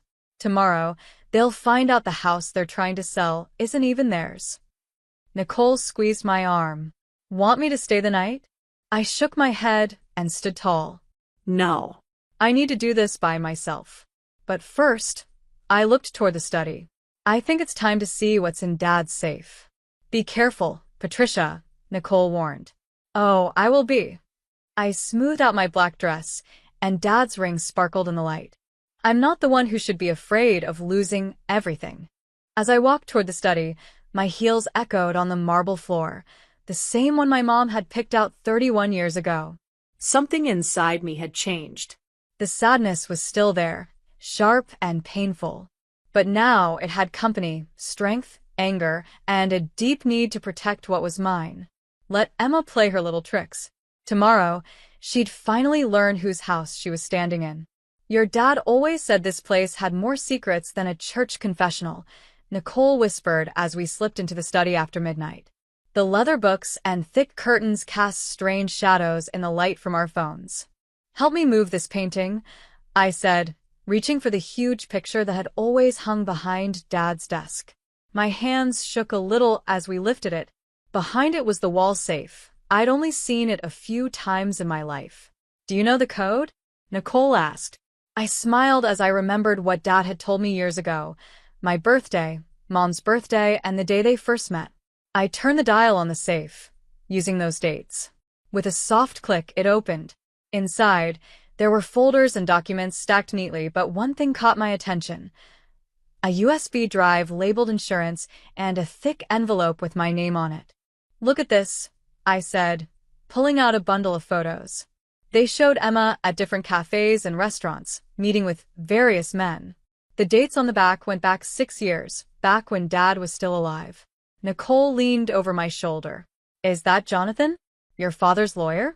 And that's Matthew from the investment firm. My stomach turned. Dad knew. He knew she was lying to him. Just then, a floorboard creaked in the hallway. We both froze. Quick, the safe, Nicole whispered. We rushed to put everything back except the USB and the envelope with my name on it. We closed the safe and managed to hang the painting back just in time. The study door opened. Scott, I sighed in relief when I saw our butler. Miss Patricia, Mrs. Frank is awake. She's asking for you, he said, glancing at the painting and then back at me. She's in the kitchen. At this hour? Nicole frowned. I'll handle it, I said, slipping the USB and envelope into my pocket. Fran, can you? I'll wait here. Text me if you need help, she said with a nod. The kitchen lights felt too bright after the dark study. Emma sat at the counter in a fancy silk robe, sipping what looked like scotch. Couldn't sleep, she asked. Her voice was sweet, but her eyes were sharp. I just came to get some water, I said, walking to the sink with my back to her. We need to talk about tomorrow, darling, she said as she swirled her drink. Your father left behind a lot of debt. Just keeping the mansion running will be hard. Really? I turned and leaned against the counter. That's strange. Dad's last financial report showed everything was fully paid and in good shape. Her eyebrows lifted just a bit. You've been going through his papers? Let's stop pretending, Emma, I said, pulling out my phone and showing her the photos I had just found. Care to explain these? Her face turned pale as she scrolled through them. Where did you get these? Dad wasn't as blind as you thought. He knew about your meetings with Jonathan, with Matthew, and the rest. He saw what you were doing. My voice stayed calm, even though my heart was racing. What were you planning?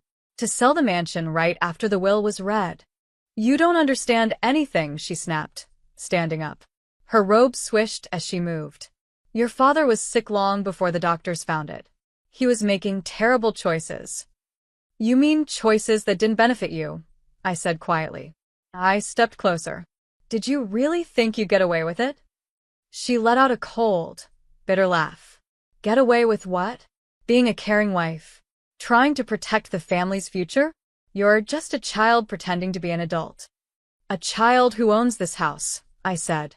She looked like I'd slapped her. That's right. Mom left it to me through a trust. Dad told me everything. You're lying, she said, but I noticed her hand shaking as she put her glass down. The will reading tomorrow will confirm it, I said. Every document, every property deed, it's all in my name. I started walking toward the door. Sleep well, Emma. You might want to start packing in the morning. You ungrateful little. She stopped herself and forced a smile. We can work something out. We're family after all. Family doesn't try to sell each other's homes behind their backs, I said, pausing at the door. And family doesn't betray the people they say they love. Back in the study, Nicole was pacing. Well, she asked. She knows, I said, pulling out the USB drive. But not everything. Not yet. I plugged the drive into Dad's computer. Folders popped up, full of financial records, emails, and even surveillance photos. Your dad was careful, Nicole whispered. He was trying to protect you. I clicked through the files. Each one showed more of Emma's lies and plans. And tomorrow, I said, I'm going to use all of this to take back what's mine. What do you need me to do? She asked. I smiled, imagining the look on Emma's face when she realized she had lost everything. Call Kenneth. We'll need all the family support we can get. The next morning, sunlight filled the mansion as Kenneth walked into the breakfast room. His calm, steady presence made me feel stronger. He had always been the voice of reason in our family, and right now I needed that. Little Sin, he said, pulling me into a hug. I came as soon as Nicole called. Show me what you've got. I laid everything out on the antique dining table, bank statements, emails, and photos. As Kenneth studied each file, his face grew serious. That lying. He stopped mid-sentence. We heard the sound of heels on the marble floor. Emma walked into the room, her face full of fake concern. Kenneth, what a lovely surprise, she said, moving in for a hug. But he stepped back and stood next to me. Her smile faded for just a second. Emma, he said coldly, I hear you've been busy making plans for the estate.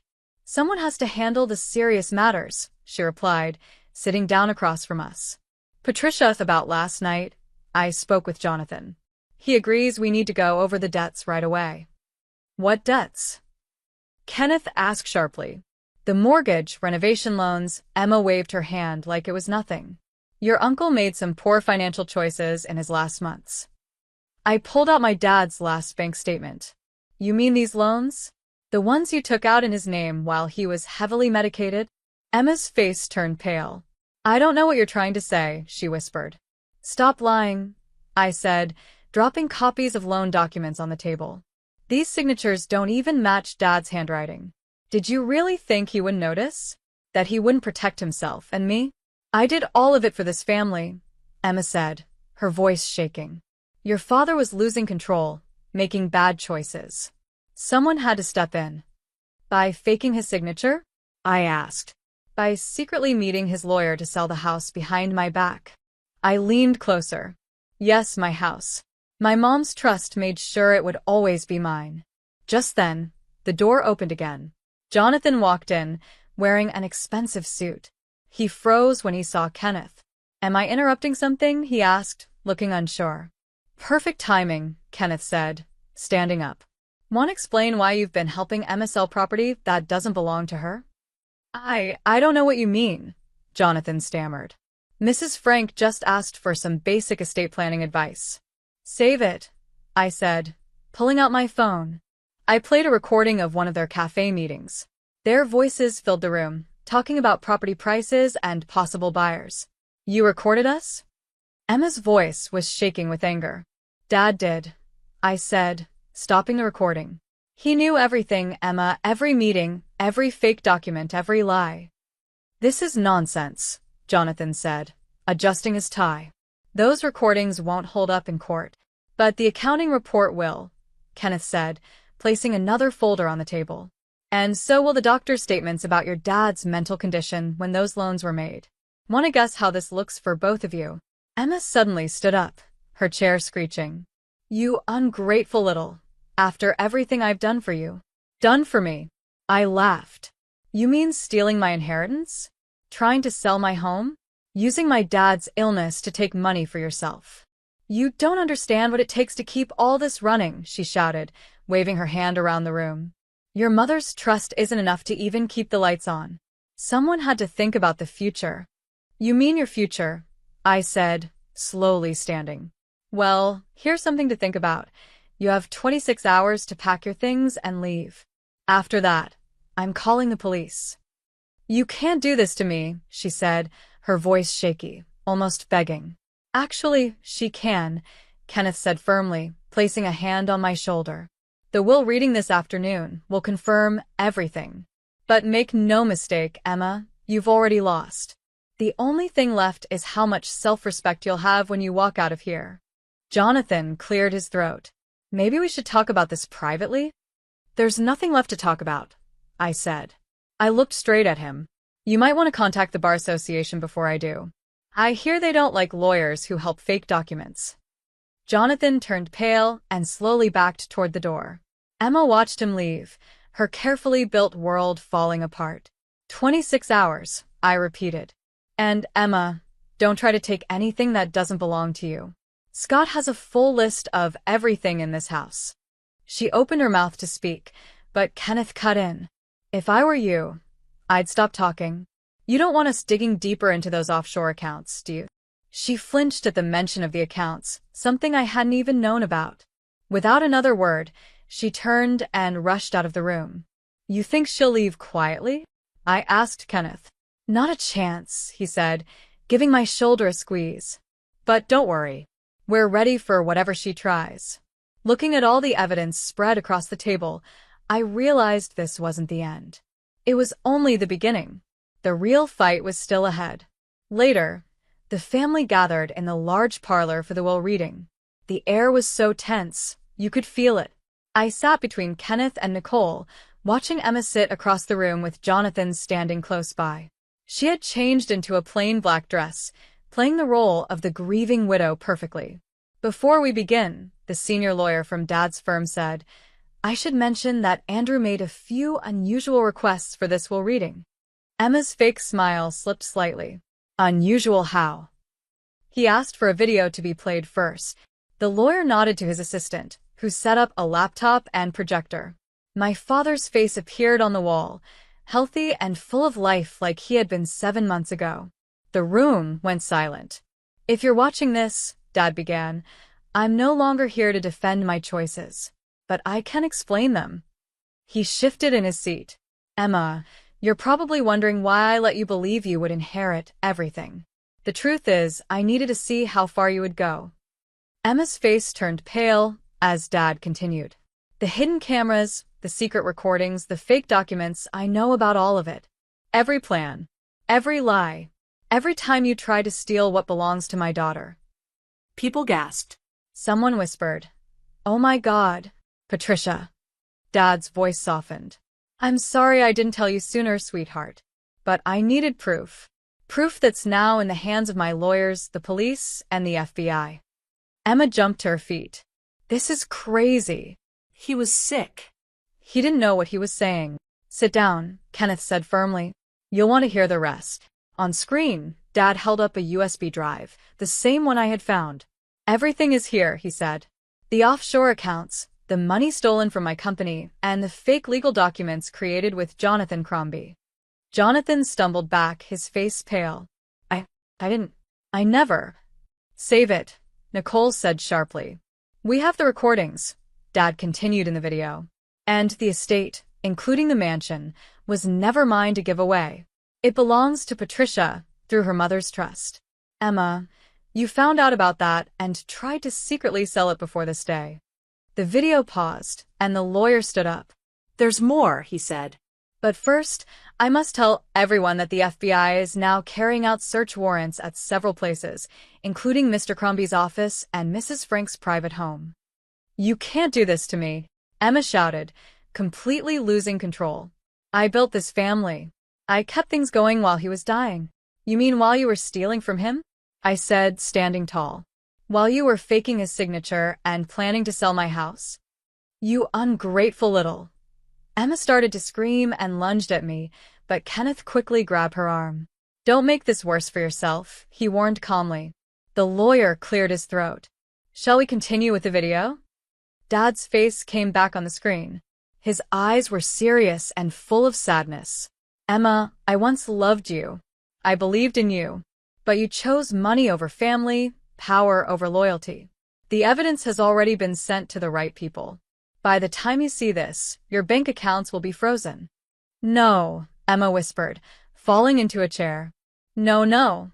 As for you, Jonathan, Dad said, his eyes now focused on the nervous lawyer, I trusted you to handle my family's legal matters. You broke that trust. The Bar Association already has a full report of what you've done. Jonathan ran out of the room, nearly knocking over the assistant on his way. The rest of the will is simple, Dad said. Patricia gets everything, just like her mother wanted. The trust in her name stays in place. And Emma, he paused. You have 26 hours to leave this house, or charges will be filed. The video ended. For a few seconds, no one spoke. Then Emma let out a loud, shaky laugh. You think this is over? She said, turning to me. Her mascara was smudged, and her eyes wild. You don't know how to run this estate. You have no idea how to manage this kind of money. You'll fail, just like your mother would have. Don't you dare talk about my mother, I said, stepping closer. My voice was calm but strong. You're not even close to the kind of woman she was. She built this family's legacy. You tried to steal it. Security will now escort Mrs. Frank to collect her personal belongings, the lawyer said. FBI agents outside will also want to speak with her. 3 men in suits appeared at the door. Emma broke down completely. This isn't fair. You deserve prison, Kenneth interrupted. And you should feel lucky if all you lose is your money and your reputation. I stood still as they took her away. Her cries and angry words echoed down the hall until they were gone. Nicole gently squeezed my hand. You okay? No, I said quietly. I'm not okay, I admitted, looking around the room where my family's secrets had just exploded. But I will be. Dad made sure of that. The lawyer walked over with a stack of papers. Miss Patricia, there are some documents to sign, he said softly. Then he lowered his voice. And one more video. Private. Just for you. I nodded, feeling the weight of everything Dad had left behind, his protection, his love. The fight wasn't over, but now I knew exactly what I was fighting for. 5 days after the will reading, the doorbell rang at midnight. I was curled up in Dad's study, going through financial records when Scott appeared at the door. Miss Patricia, you have a visitor, he said carefully. I looked up. Who is it? It's your sister, Jacqueline. My half-sister. She had stopped talking to us years ago after a huge fight with Dad. I hadn't seen her since. Send her in, I said, fixing my clothes. And Scott, stay nearby. Jacqueline walked into the room like a storm. She wore expensive clothes and had the same cold look as Emma, her mother, but with Dad's eyes. Well, she said, dropping into a leather chair. Nice job with Mom the other day. That was quite a performance. Bravo. What do you want, Jacqueline? I asked, staying behind Dad's desk like it was a shield. Can a girl visit her sister? She replied, studying her perfect nails. Especially when that sister just got their stepmom arrested for fraud? Half-sister, I corrected. And Emma wasn't arrested. She's being investigated. Same thing, Jacqueline said with a shrug. Then she leaned forward. Look, I know we're not close, but I have something you need to know. About what? About Mom's next move. She's not finished. She's already meeting with new lawyers in the city, planning something big. I quietly turned on the voice recorder on my phone. And how do you know this? I asked. She called me, Jacqueline said, a small smile on her lips. She wants me to help her prove Dad wasn't in his right mind when he made those videos. Offered me a share of the estate if I testified. And I told her to go to hell, she said flatly. The smile disappeared from her face. Look, I left this family, but not because of Dad. I left because of her. I saw what she was doing to him, to all of us. The door opened again, and Kenneth walked in. I thought I heard your voice, Jacqueline, he said. Kenneth. She stood to hug him, still pretending to be sweet. Still playing Big Brother to everyone? She teased. Someone has to, he said, sitting on the edge of the desk. So, why are you really here? To warn you, she said, pulling out her phone. Look at these. She showed us a list of text messages. She's not just planning legal action, Jacqueline said. She's desperate. And dangerous. She's contacting everyone she can. She's reaching out to anyone who might know something bad about the family, Jacqueline said. She's trying to build a case to fight the will. She can't fight for something that was never hers, I replied. No, Jacqueline agreed, but she can still drag the family name through the dirt trying. She let out a tired sigh. Look, I know you don't have any reason to trust me, but I want to help. Why? I asked, walking around the desk. You haven't spoken to us in 2 years. Because I was wrong, okay? Her voice shook a little. I was young, angry, and foolish. But after watching Mom tear this family apart, I can't stay quiet anymore. I glanced at Kenneth. He gave me a small nod. What exactly do you know? I asked. Everything, Jacqueline said, pulling out a USB drive, one that looked just like the one Dad had left. Mom kept records of all her tricks. She called it insurance. I found this while cleaning out her condo last year. Then why didn't you come forward sooner? Because Dad was still alive and I couldn't face him. She gently placed the drive on the desk. But now he's gone. And you're the one in charge. You need to see what she's capable of. I picked up the drive and turned it over in my hands. This could be a trap. It's not, she said firmly, meeting my eyes. Check the dates, the details. Everything is real. And there's more about Jonathan, the offshore accounts, and her other victims. Other victims? Kenneth asked, sitting up straighter. Yes. Mom's done this before. She's been married twice before Dad. She ruined both families. She's not just greedy. She's a con artist. My hands shook a little as I plugged the drive into Dad's computer.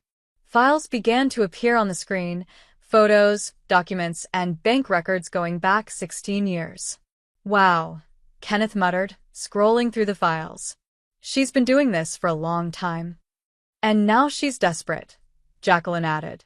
She's lost her money, her power, her reputation.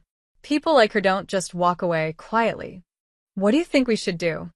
I asked. Let me help, she said. I know how she thinks. I know how she works. She paused. And maybe it's time to fix what's broken in this family. The room went quiet except for the soft sound of the computer. I stared at Jacqueline, trying to see if she was telling the truth. Okay, I finally said. But if this turns out to be some kind of trick? It's not, she cut in. I've spent 2 years regretting that I left this family. I won't make the same mistake again. Kenneth cleared his throat. We should give this to the FBI tomorrow. Tonight, I said, I want to hear everything Jacqueline knows, starting with what Emma is planning next. As she began to speak, I had a strange feeling in my chest. Like this was just the quiet moment before a much bigger storm. But at least now, I wasn't facing it alone. Just then, Scott entered, his usual calm look replaced by concern. She's here, he said. Mrs. Frank is at the front gate. She's demanding to be let in. I looked at the security camera feed on my laptop. Emma stood outside in a sharp suit, looking like she was ready for a courtroom. 3 men stood beside her, clearly lawyers from their polished shoes to their expensive briefcases. Let her in, I said, adjusting my dad's ring on my finger. It's time to finish this. Jacqueline touched my arm. Are you sure? I'm sure, I said, glancing around the study. Kenneth, Nicole, Jacqueline, and our family lawyer were all there. Everyone knows what to do. They nodded just as the sound of Emma's high heels echoed down the hallway. Then the door flew open, and there she was, looking flawless, but with a wild edge in her eyes. Well, isn't this a warm little gathering? She said, her eyes sweeping the room and landing on Jacqueline. My own daughter joining the enemy. How dramatic. Save it, Mom, Jacqueline said firmly. We know everything. Do you? Emma's laugh was sharp and cold. You think that little USB drive tells the whole story? You have no clue what really happened in this family. I stepped in front of Dad's desk. Then tell us. Go ahead. Your father was weak, she snapped. He would have ruined everything without me. The investments I made saved the family fortune. You mean the illegal transfers to offshore accounts? Kenneth said, holding up a folder. The ones you made while he was heavily medicated? Everything I did was legal. One of her lawyers cut in. Mrs. Frank had power of attorney. A fake power of attorney, our family lawyer said, sliding a paper across the desk. And here's the doctor's report. Andrew was fully able to make decisions and canceled that power of attorney 2 months before he died. Emma's calm look slipped for the first time. This is nonsense. I demand. You demand nothing, I said, pulling out an envelope. This is an official eviction notice. You have 1 hour to leave this house, or the police will remove you. You're ungrateful brat, she screamed and stepped toward me, but Kenneth quickly blocked her path. I gave you everything, she yelled. I raised you after your precious mother died. You mean after you convinced Dad to send me away to boarding school? I asked, my voice steady. After you slowly pushed away everyone who might have exposed your lies?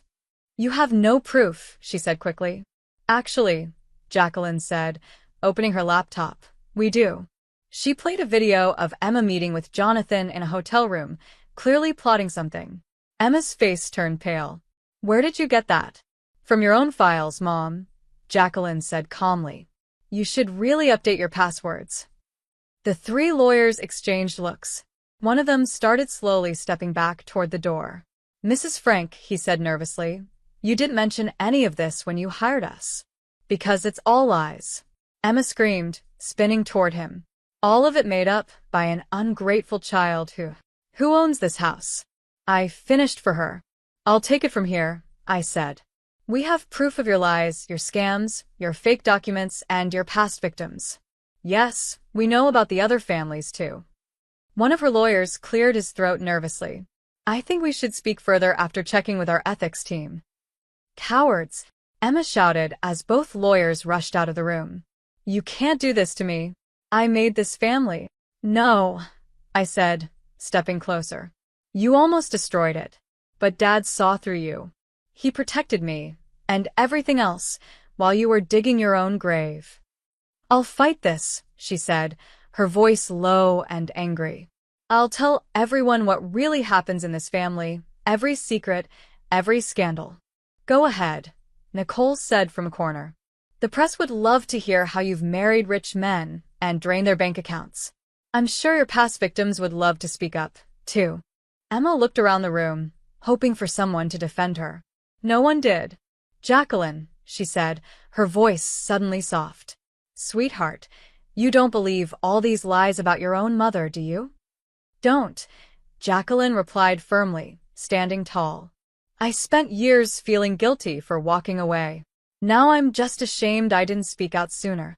Security is ready, Scott said from the doorway. Shall I walk Mrs. Frank out? This isn't over, Emma growled as she stepped back toward the door. You think you've won? You have no idea what's coming.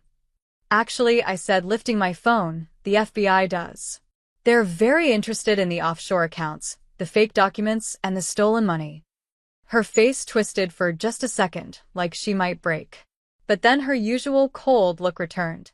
You'll all regret this, she snapped. Goodbye, Emma, I said, watching as the security team came to take her away. Don't contact us again. Your lawyers can talk to ours.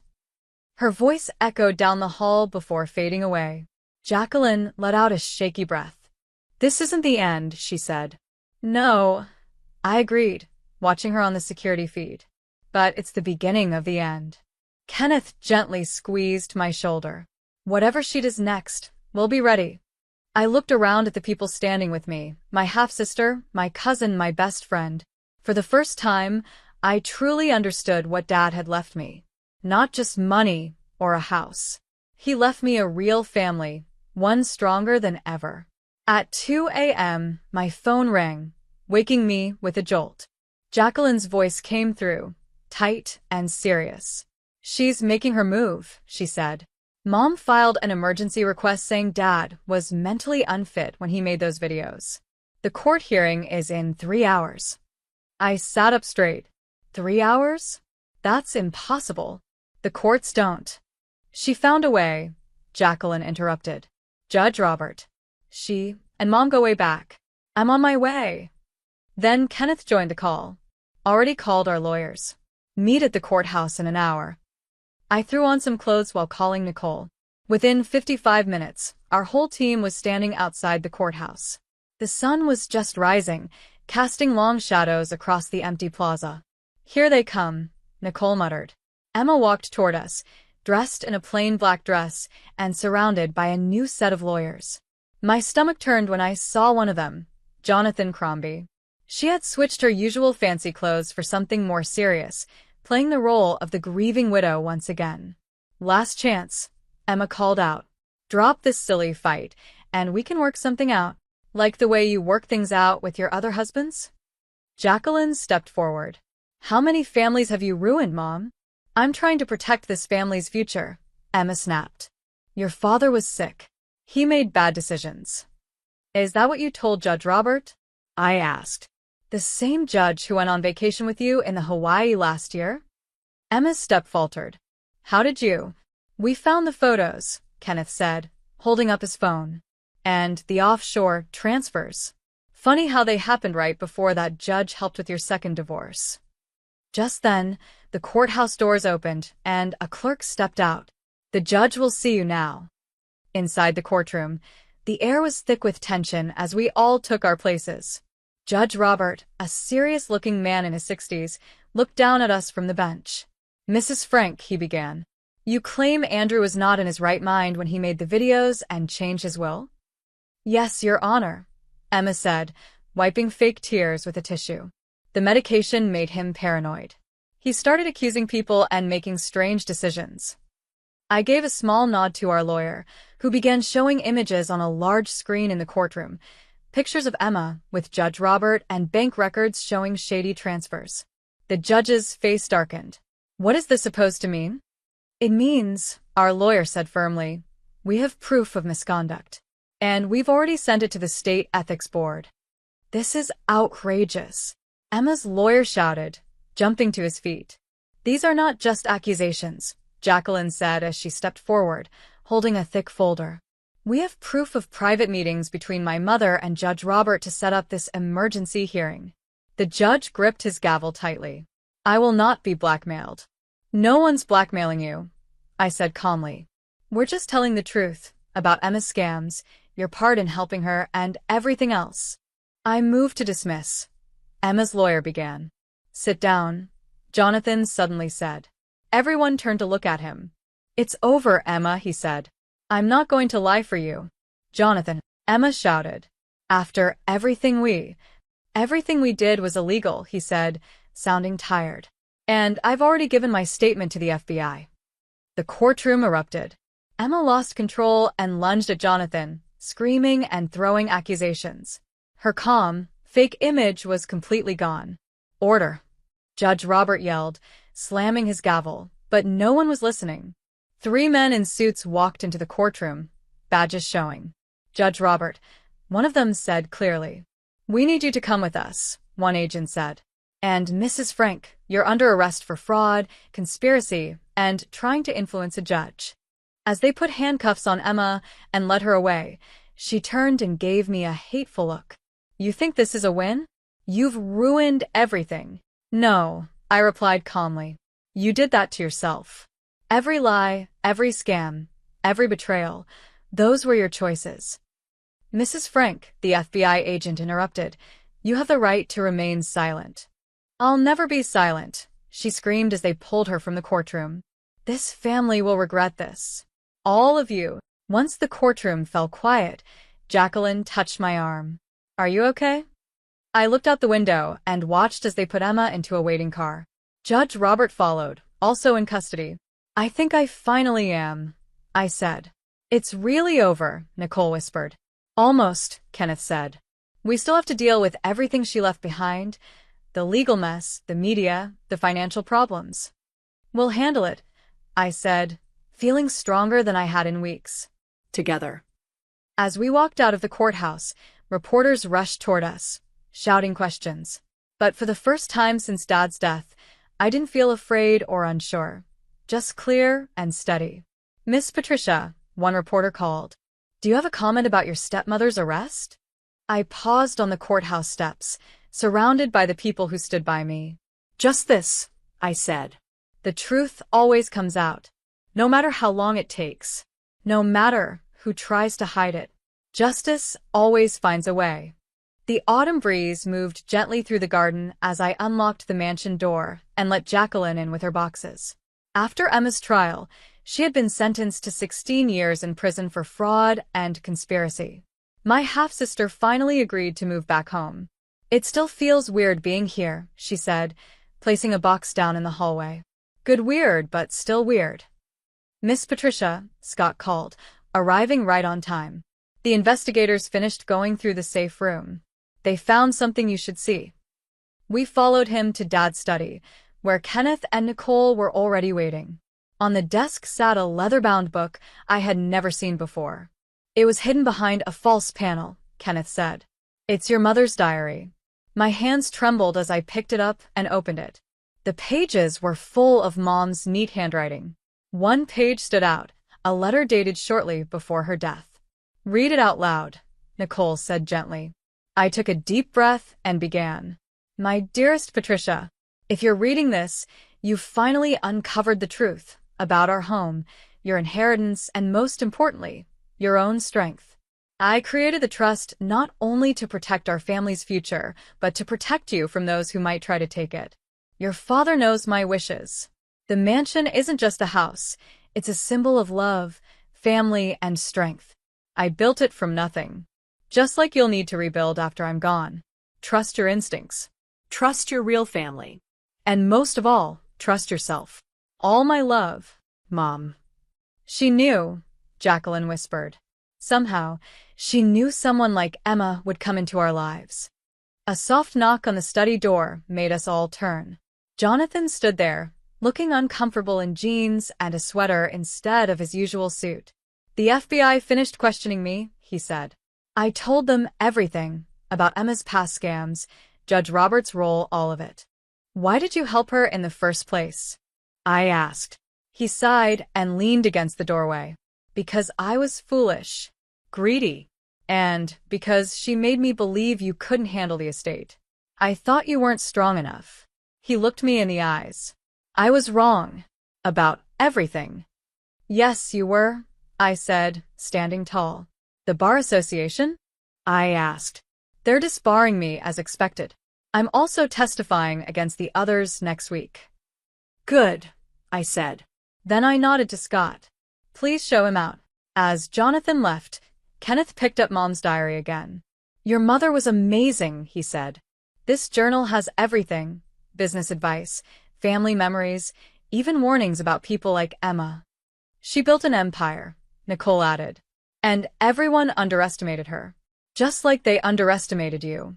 The doorbell rang, and a moment later, Scott came back in with a delivery. "The new security system is here, Miss Patricia.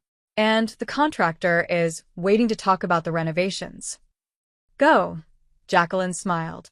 "You're the lady of the house now. We'll start unpacking my things."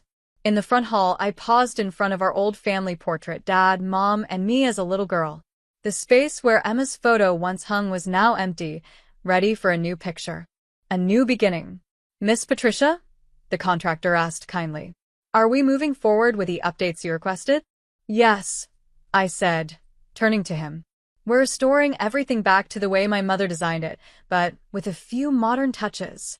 He checked his notes. "And the East Wing?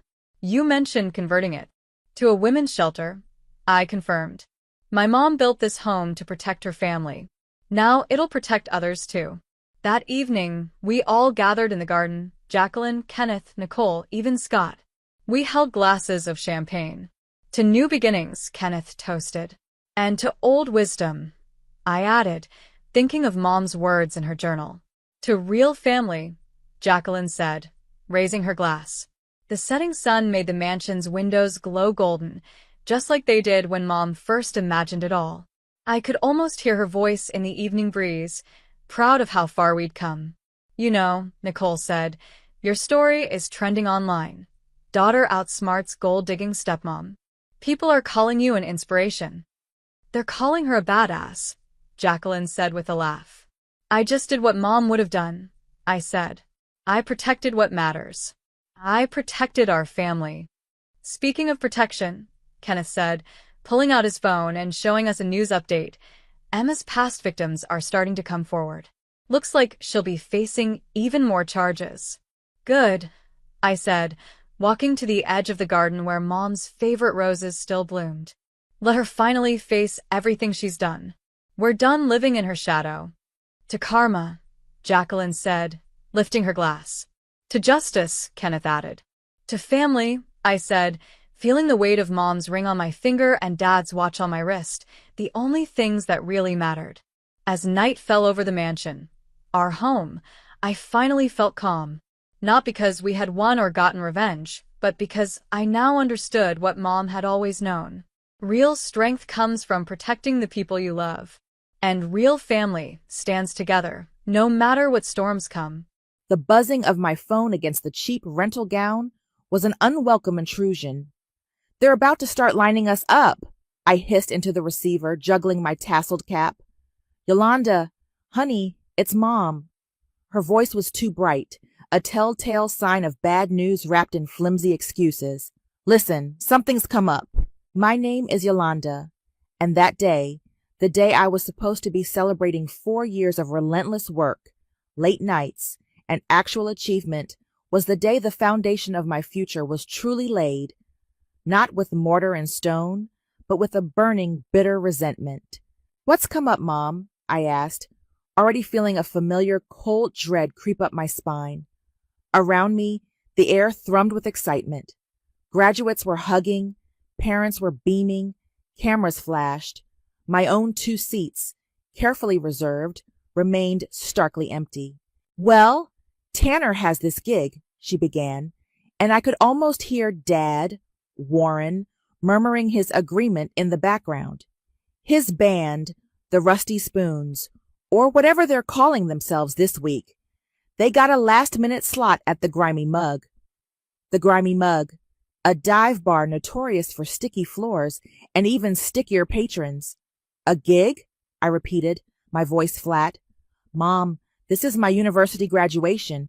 I'm getting my degree in business administration, with honors.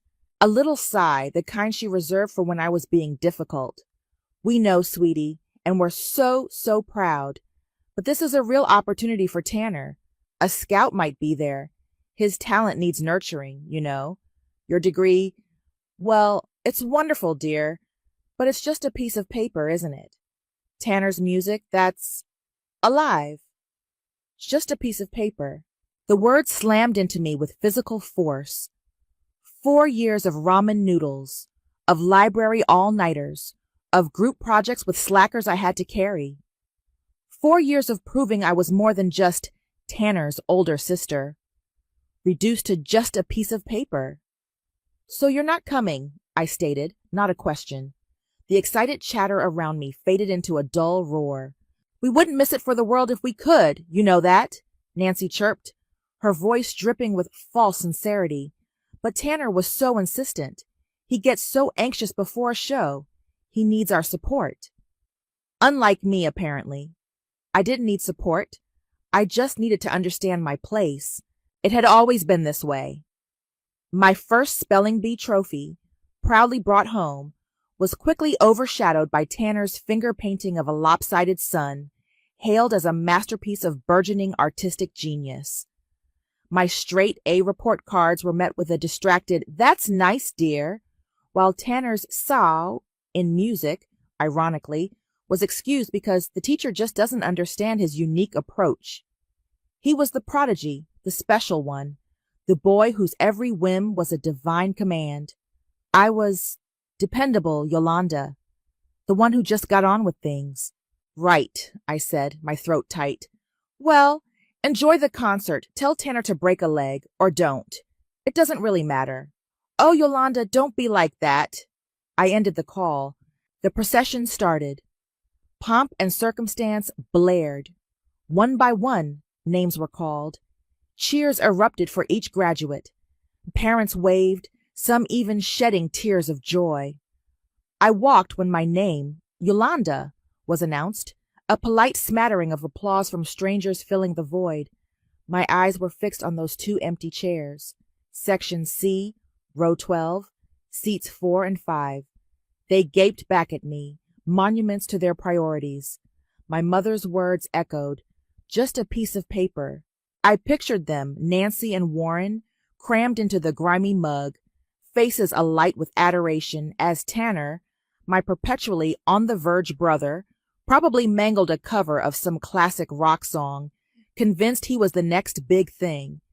They'd be beaming, assuring each other that this was the moment. This was the breakthrough. They'd buy him drinks, praise his raw energy, conveniently ignore the off-key notes and the bored expressions of the 3 paying customers. The dean handed me my diploma, a heavy, embossed cardstock. It felt substantial in my hand, solid, real. I shook his hand, managed a smile that felt like a grimace, and walked back to my seat, the empty ones beside me screaming louder than any applause. I looked at the diploma, then at the vacant chairs. A cold, hard resolve settled in my chest, displacing the hurt, crystallizing it into something else. Something powerful. One day, I whispered to the empty air, clutching that piece of paper so tightly my knuckles were white. One day, you'll understand what this is truly worth. It wasn't just a degree. It was a declaration of independence. It was the first brick in the wall I would build around myself, a fortress they would never again breach with their casual, soul-crushing dismissals. They thought it was just paper. They had no idea. My best friend Amara found me afterwards, her hug a welcome warmth. "They really didn't show?" she asked, her eyes full of a sympathy I didn't want. "Tanner had a gig," I said, my voice devoid of emotion. Amara just shook her head, a knowing look on her face. She'd witnessed years of the Tanner show. "Their loss, Yoli, seriously. You're going to do amazing things." I nodded, the weight of the diploma in my hand a promise. I know. The celebration dinner Amara insisted on felt hollow, despite her best efforts. Every congratulatory word from her, every toast, just highlighted the absence of the people whose validation I had once craved.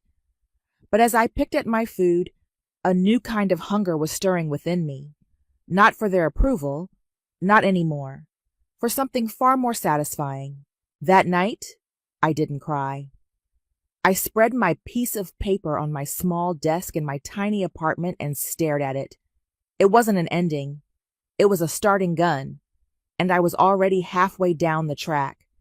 They just couldn't see it yet. But they would. Oh, they would. The flickering neon sign of the 24-hour diner across the street cast long shadows into our cramped office. "Another all-nighter fueled by instant kimchi ramen?" Amara mumbled, pushing her glasses up her nose, her eyes glued to lines of code. "Gourmet choice tonight," I replied, stretching until my back cracked. "We're celebrating. That algorithm you cracked? It's genius." Our company, Innovate Solutions, was 5 years old, born from that piece of paper and a whole lot of shared desperation. We were still more grit than glamour, but we were building something. Something real. My phone buzzed. "Mom." I almost let it go to voicemail. "Yolanda, you there?" Nancy's voice, still too bright. "Hi, Mom. Busy." "Oh, always busy, you two. Well, just wanted to tell you Tanner's band, Sonic Boom. No, wait, is it Electric Sheep now?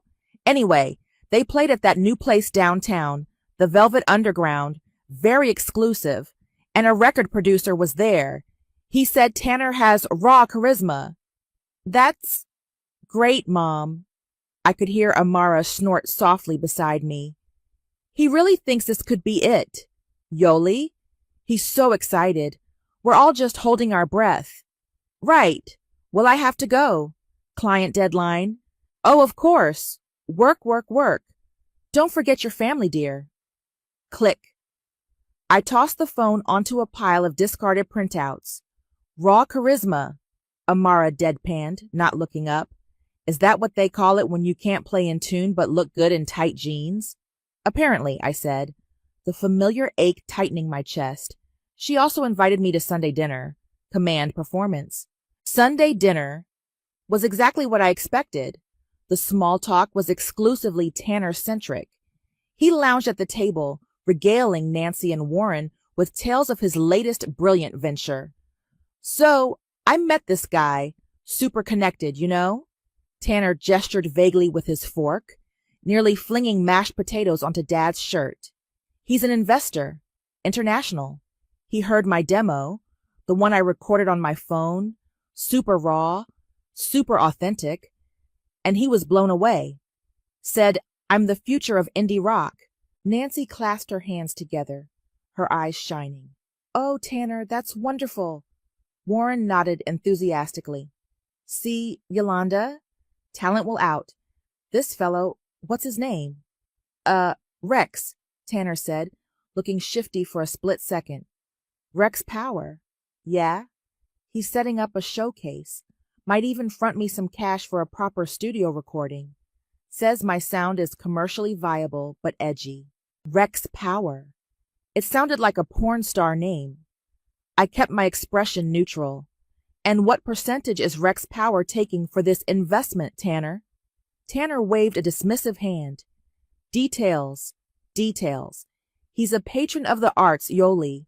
He gets it. Not everyone's obsessed with spreadsheets. Some of us need spreadsheets to ensure patrons of the arts don't become patrons of our bankruptcy, I said mildly. Nancy frowned. Yolanda, don't be cynical. Tanner's finally getting his break. We should be supportive. I'm just asking practical questions, Mom. Well, sometimes practicality can just stifle creativity, she sniffed. Dinner continued in that vein. Tanner's grandiose plans, their blind adoration. I ate my overcooked roast beef, a silent observer at my own family's theater of delusion. They asked me nothing about Innovate Solutions. About my life?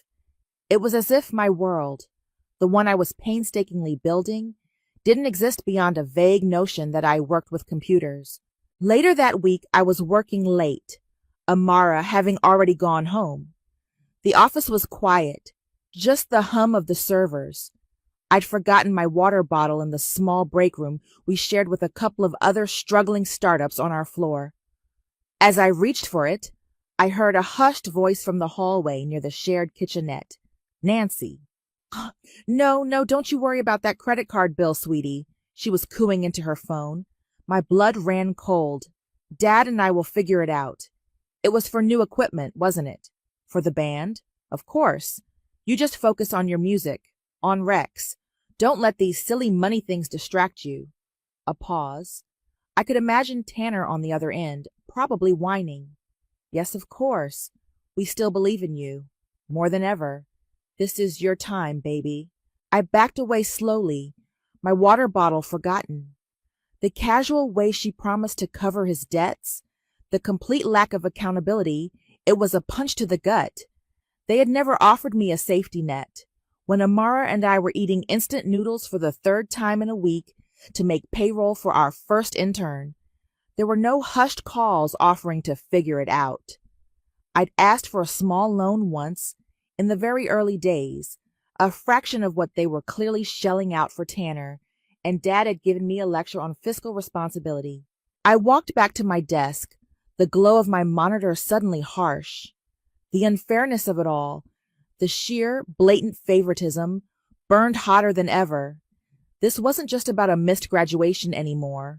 This was a pattern, a lifelong dedication to propping up a fantasy at the expense of reality, and, increasingly, I suspected, at their own expense.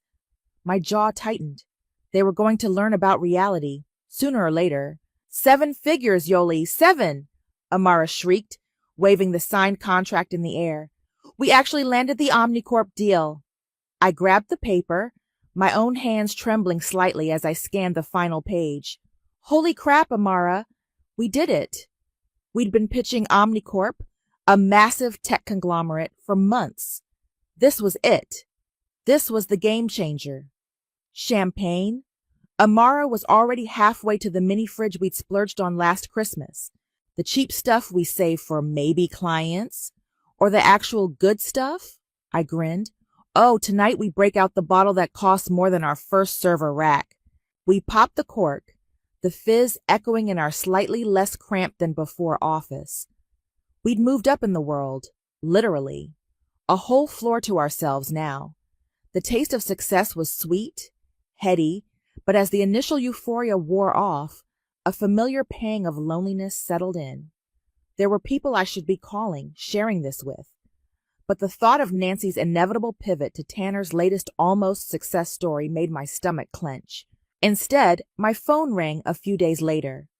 Aunt Melanie, Dad's sister, the family's reluctant news channel. Yolanda, dear, how are you? Her voice was always a little conspiratorial. I'm good, Aunt Melanie. Really good, actually. Business is booming. Oh, that's wonderful to hear. Someone in this family has their head screwed on straight. A beat of silence. Which brings me to, well, you know. Tanner, I guessed, bracing myself. Who else? She sighed. He's been hitting up your Uncle Frank again. And Cousin Sarah. Asking for loans. Small amounts at first. You know, a couple of $100 here and there for band promotion or studio time. But it's adding up. And he's not exactly diligent about the repayment part. I'm shocked, I said, my voice dry. The thing is, Yolanda, Melanie lowered her voice, it's worse than just borrowing from family now. I probably shouldn't be telling you this, but Nancy and Warren are beside themselves. Tanner got mixed up in some online art scam, selling prints of stolen digital artwork as his own unique creations. Apparently, he thought no one would notice. My jaw tightened.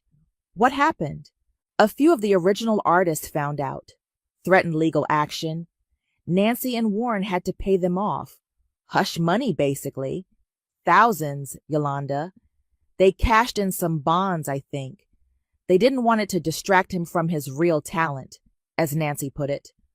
Or more likely, they didn't want the embarrassment. Thousands. To cover up fraud.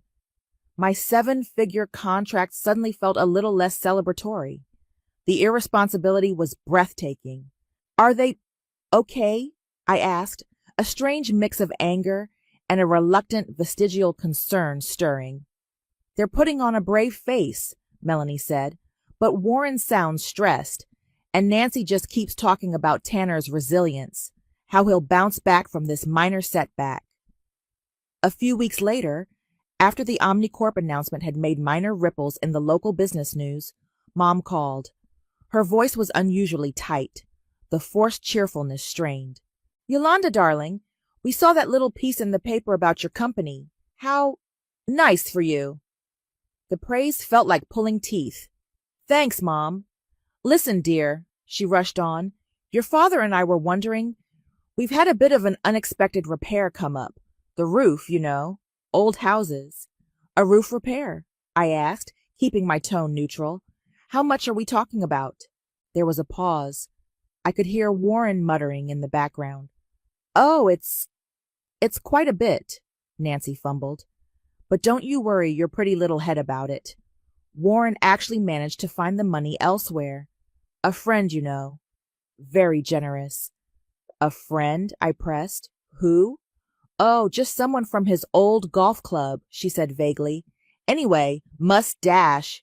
Tanner's waiting for me to drive him to an audition. He thinks this one is really promising. She hung up before I could ask more. Liar, I said to the dead phone. A roof repair. Right. They were hiding something big. The art scam payoff must have hit them harder than Melanie knew. My mind raced, bonds cashed in. Now a mysterious friend with money for a roof. It didn't add up. The distant alarms I'd been hearing for years were suddenly blaring, up close and personal. And a cold, grim certainty began to form.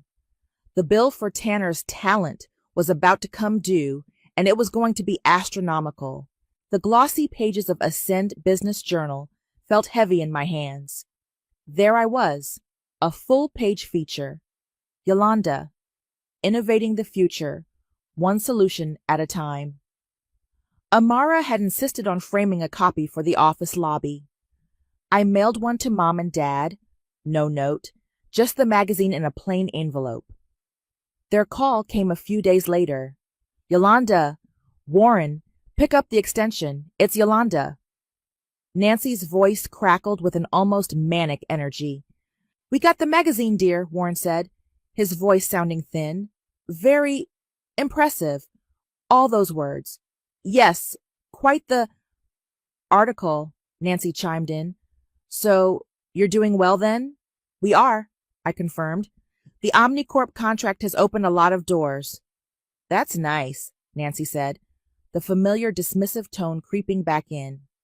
Speaking of opening doors, Tanner has a new venture. He's been reading up on it. Very cutting edge. Cryptocurrency. I almost laughed. Tanner is getting into crypto? What does he know about blockchain? He's a fast learner, Warren interjected, a little too defensively. He says it's the future, a way for the little guy to get rich quick. He's been watching videos online. He's already made a few small trades. Very promising. He's so clever, you know, Nancy added. He sees opportunities where others don't. He just needs a little seed money to really make it fly. Seed money. My blood pressure spiked. And where is this seed money coming from? Oh, we're figuring it out, Nancy said vaguely. An advance on his future earnings, you could say. The conversation was brief, strained. They asked no more about my feature, my company. It was all Tanner, and his foolproof plan to become a crypto millionaire. They sound different, Amara said later, after I recounted the call. She was perched on the edge of my desk, frowning. More than just the usual Tanner obsession. They sound desperate. They're always desperate for his success, I said, but a knot of unease tightened in my stomach. Amara was right. There was a new edge to their voices, a frantic undertone I hadn't heard before. That evening, a nagging feeling prompted me to do something I hadn't done in years. I looked up public property records for my parents' address. My heart sank. A second mortgage, taken out 3 months ago, for a substantial amount. Oh, you have got to be kidding me, I whispered to my empty apartment. The roof repair. The friend from the golf club. It was all lies. They were leveraging their home, the home I grew up in, to fund Tanner's harebrained schemes. The art scam payoff must have wiped out their savings, and now this. A few days later, a letter arrived at the Innovate Solutions office, addressed to W. Collins, my father's initial. Our mail sorter, bless her efficient heart, probably saw the surname and our floor, and assumed it was for me, perhaps a misaddressed personal item. I almost handed it back, then paused. It was from Apex Collections Agency. Official. Urgent. My hands were clammy as I slid it open. My breath caught. It was a final demand notice for a high-interest short-term loan. The principal amount was staggering, far more than the second mortgage. And there, clear as day, were the names: borrower, Tanner; co-signer, Warren; defaulted. The sum was enough to make me feel physically ill. This wasn't just a bit of a bind. This was financial ruin. They hadn't just covered his credit card bills or paid off art scam victims. They had, it seemed, systematically dismantled their entire financial security for him, for the prodigy, for the raw charisma. I stared at the letter, the stark black print a death sentence for their stability, the casual cruelty of their lifelong favoritism, the dismissal of my own hard-won successes, all of it coalesced into a single, chilling thought. They had made their bed, a very expensive, very uncomfortable bed, and Tanner was about to drag them down into it. The cold, hard resolve I'd felt on graduation day solidified into something akin to granite.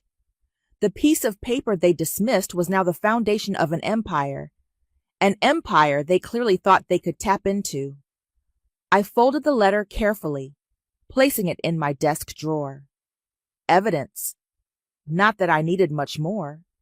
Their desperation, their lies, Tanner's endless, reckless pursuit of unearned glory. It was all leading to this, a reckoning. And I had a front row seat. The sleek glass doors of Innovate Solutions hissed open, and there they stood, Nancy and Warren, unannounced. My receptionist, Chloe, shot me a wide-eyed, panicked look over the intercom. "Yolanda, your parents are here?" "Send them in, Chloe," I said, my voice betraying none of the sudden iciness in my veins. They shuffled into my office, a space that screamed success, minimalist design, panoramic city views, the subtle hum of a thriving enterprise. They looked diminished, smaller, years older than the last time I'd seen them at that disastrous Sunday dinner. Warren's shoulders were slumped, his usual bluster gone, replaced by a nervous tic at the corner of his eye. Nancy's smile was a brittle, painted-on thing. "Yolanda, dear," Nancy began, her eyes darting around the room, taking in the expensive art, the custom-built mahogany desk. "What a lovely office. So modern." "Thank you," I said, gesturing to the uncomfortable designer chairs opposite me. "Please, sit." They perched on the edge of the seats, looking profoundly out of place. We didn't want to bother you at work," Warren mumbled, twisting the brim of an imaginary hat in his hands. "But it's important, Yolanda," Nancy cut in, her voice gaining a sliver of its old assertiveness. "It's about Tanner." Of course it was. "What about Tanner?" I asked, keeping my tone cool, professional. He's run into a spot of bother," Nancy said, attempting a light, dismissive wave of her hand that didn't quite land. "A string of bad luck, really. These creative types, you know, they're not always the best with practicalities. The crypto market took an unexpected downturn," Warren elaborated, staring at his shoes.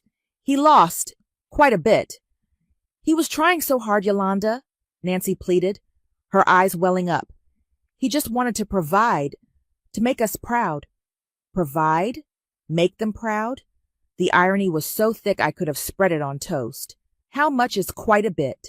I asked, my gaze unwavering. They exchanged a look. "Well, it's substantial," Warren admitted. "It's the loan, dear," Nancy said, her voice dropping. "The one your father co-signed for Tanner's venture. They're calling it in, and with the second mortgage on the house, we just don't have it." "So you need money," I stated, not a question. "We need your help, Yolanda," Nancy said, her voice cracking. "You're our daughter. Family helps family. You're so successful now. This amount, it's probably nothing to you." The sheer, unadulterated entitlement in that statement almost made me gasp. Nothing to me? The years of sacrifice, the 80-hour weeks, the constant stress of building something from nothing? "How much exactly?" I pressed. Warren finally looked at me, his eyes filled with a desperation that was almost pitiful. He named a figure. It was, as I already knew from the collections letter, astronomical, enough to cripple a small business, let alone an individual. I let the silence stretch, watching them squirm. "That's a lot of money, Dad, especially on top of a second mortgage, and whatever you paid out for Tanner's art career." Nancy flinched. Warren's face went pale. "How did you—" "It doesn't matter how I know," I said, my voice like ice. "What matters is that this isn't just a spot of bother, is it? This is years of enabling, years of bailing him out, finally catching up to you." Warren seemed to deflate. The fight went out of him. We've been covering his ventures for years, Yolanda," he confessed, his voice barely a whisper. Nancy was so sure he was just one step away from making it big. That Rex Power fellow, the art thing, the crypto, it just kept escalating. We even used our retirement savings, Nancy added, tears now openly streaming down her face. We thought he just needed support, not the stress of financial worries. We thought he was special. The depth of their delusion, their utter financial self-immolation for their golden boy, was far worse than I had imagined. They hadn't just been irresponsible, they had been systematically destroying their own lives on the altar of Tanner's mythical talent. "We're going to lose the house, Yolanda," Nancy sobbed, reaching a trembling hand towards me. "Everything. Tanner can't handle this. He's falling apart. He needs us. He needs you to fix this. Fix this." The words echoed in the sterile, successful space I had built. A chilling, almost pleasurable satisfaction began to bloom in my chest, cold and sharp. They weren't asking. They were expecting, demanding, in their own broken way. The dynamic had shifted, hadn't it? The dismissed daughter, the one whose achievements were just a piece of paper, was now their only lifeline.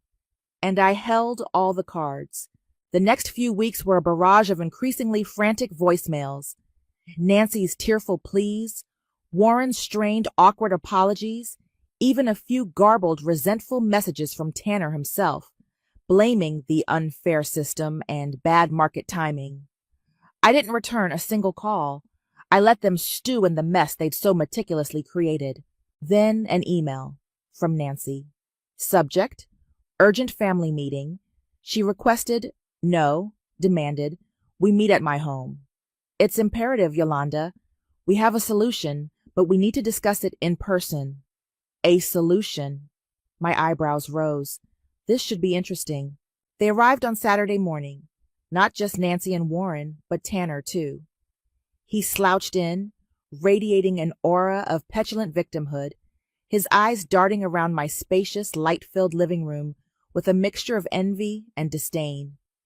The desperation I'd seen in my parents at the office was gone, replaced by a strange, brittle confidence. They looked like people who had convinced themselves of a new, equally delusional reality. "Yolanda, thank you for seeing us," Nancy began, a little too formally. She clutched a worn leather briefcase to her chest. Warren stood beside her, nodding like a programmed doll. "We've spoken to a financial advisor," Warren announced, puffing his chest out slightly. "A very good one. He's outlined a path forward." "He says our only viable option is a debt consolidation loan," Nancy continued, opening the briefcase and pulling out a sheaf of papers. "A very large one, obviously, to cover everything. The defaulted loan, the second mortgage, a little extra for Tanner to get back on his feet with a new, more stable project." I stared at them, speechless for a moment. A little extra for Tanner? After everything? The audacity was breathtaking. "And the bank?" I asked, my voice dangerously calm. "What are their terms for such a generous loan to individuals with your current financial profile?" Nancy beamed, a triumphant, almost manic glint in her eye. "Well, that's where you come in, dear. The bank requires a guarantor, someone with substantial, unencumbered assets, someone like you." She slid a document across my polished coffee table. "A loan application, with a space clearly marked for a cosigner." "They need your business, Yolanda," Warren said, his voice firm, as if this was the most reasonable request in the world. "Innovate solutions. As collateral."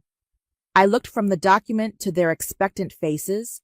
Tanner was actually smirking, a smug, entitled little curl of his lip. "It's the least you can do, Yolanda," Nancy said, her voice hardening. "After all we've done for you, all the sacrifices we made to give you a good start in life." Sacrifices? The word hung in the air, so ludicrous it was almost funny. "What's a business really compared to family?" she pressed on, her tone becoming almost accusatory. "Blood is thicker than water, Yolanda. Tanner is your brother. We are your parents. You wouldn't want to see us out on the street, would you?" The phrase, the one that had fueled my entire adult life, echoed in my mind, louder and clearer than ever. "Your degree is just a piece of paper, and now my entire life's work, the empire I had built from scratch, from sheer will and relentless effort, was also, apparently, just a means to an end for them. A convenient asset to be leveraged for Tanner's endless failures. Tanner finally spoke, his voice dripping with arrogance. Yeah, Yoli. Stop being so selfish for once. It's not like you even need all that money. I'll pay you back, you know, with interest. When my new crypto strategy takes off, I've learned from my mistakes. He actually believed it. They all did. They genuinely thought this was a fair, even noble request, that I owed them this, that my success was somehow communal property to be dipped into whenever Tanner's latest genius plan imploded. I met their hopeful, demanding gazes. Nancy, her face set in lines of righteous expectation. Warren, nodding along, fully convinced of their logic. Tanner, already mentally spending the bailout money. A small, cold smile touched my lips. I let it linger, watching their confidence flicker, just a little, under my silent scrutiny. Is that your professional financial projection, Tanner? I asked, my voice soft, yet carrying an edge that made him blink. Based on your extensive track record of success? The air crackled. The carefully constructed solution they'd brought to my door suddenly seemed very fragile. The silence in my living room stretched, taut and heavy. Tanner's smirk faltered. Nancy's smile froze. Warren shifted his weight, a bead of sweat trickling down his temple. I let them hang there, suspended in their audacious hope, savoring the slow dawning of unease in their eyes. Then, slowly, deliberately, I leaned back in my armchair. No, the word, quiet but absolute, landed like a stone in a still pond. Nancy gasped, Yolanda, what do you mean, no? I mean no, I repeated, my voice gaining strength, each syllable precise. No, I will not co-sign your loan. No, I will not use Innovate Solutions as collateral. No, I will not bail Tanner out. Not now, not ever. I stood up, pacing slowly in front of them.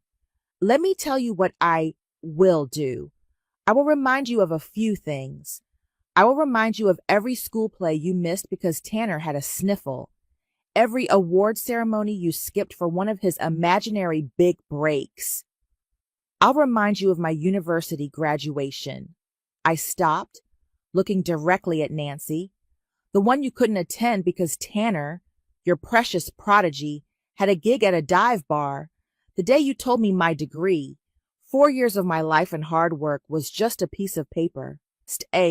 Her face flushed a dull, mottled red. That's not fair, Yolanda. We always supported you in our own way.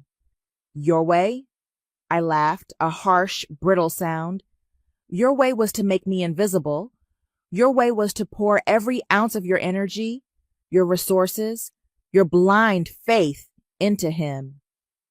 I gestured towards Tanner, who was now glaring at me, his earlier arrogance replaced by a sullen fury. And look where it's brought you. Look where E has brought you. I walked over to my bookshelf and pulled down my framed degree. I held it up. This piece of paper graduate built an empire from scratch, with no handouts, no safety nets, no one covering my ventures.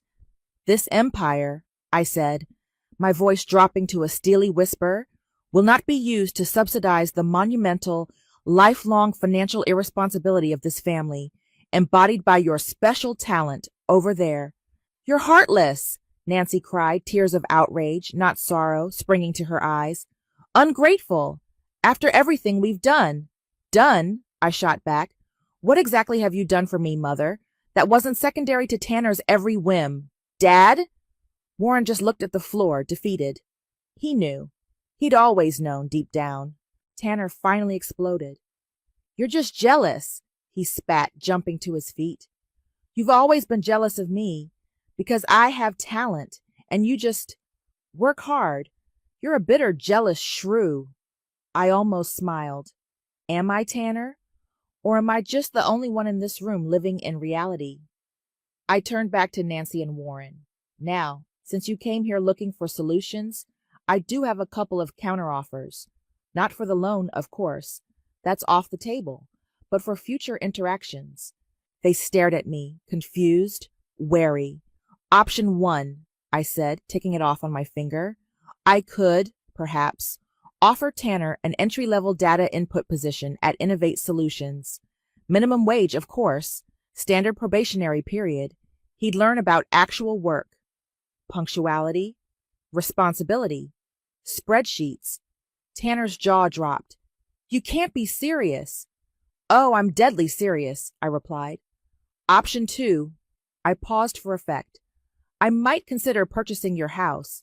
Nancy's eyes widened, a flicker of desperate hope in them. At its current distressed market value, naturally, I continued, crushing that hope instantly, which, given the 2 mortgages and its likely condition, won't be much. And from that sum, of course, Tanner's documented debts to you both, the ones you so foolishly covered, would be deducted. If there's anything left, you could then perhaps rent a small room, from me, in what used to be your home. The offers hung in the air, demeaning, insulting, and utterly, deliciously within my power to enforce. They were designed to ram home exactly who held the cards now. Nancy, utterly undone, her face contorted with a rage so pure it was almost terrifying, shrieked the words that would sever the last, frayed thread of any connection I might have felt. We always knew you were cold, Yolanda. Just competent, efficient. Tanner had warmth. He had charisma. He was special. What parent wants a merely competent child when they could have a star? That final cruel dagger. It sliced through any lingering, misplaced empathy, any shred of doubt. Competent. As if it were a disease. I felt a strange calm settle over me. The rage was gone, replaced by a profound, icy clarity. I stood tall. My decision is final, I said, my voice even, devoid of emotion. You spent my entire life making sure I knew my place. Now you know yours. I gestured towards the door. Get out of my house. I turned my back on them, on their stunned, horrified silence, and walked toward the large window overlooking the city. My city, built on competence, built on a piece of paper. I didn't look back. I didn't need to. The sound of their shuffling, defeated retreat was satisfaction enough. The silence in my house after they left was profound, like the air after a violent storm. It took a few days for the first ripples of the aftermath to reach me. Aunt Melanie called, her voice a careful blend of pity and unspoken judgment. Yolanda, I heard about the house. What about it, Aunt Melanie? I asked, already knowing the answer. They lost it. The bank foreclosed. Nancy and Warren are, well, they're in that little 2-room apartment over on Elm Street.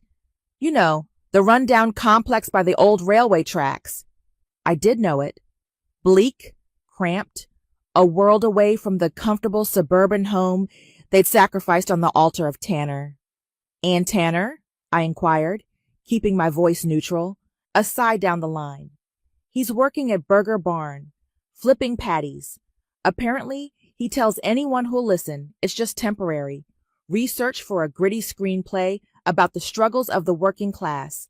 Blames the predatory banking system and your cold-heartedness in equal measure. Predictable, I murmured. Your mother, she's left you several messages, hasn't she? Melanie probed gently. Dozens, I confirmed. Tearful ones, angry ones, pleading ones. Even a few from Warren, sounding like a broken record of regret and bewilderment.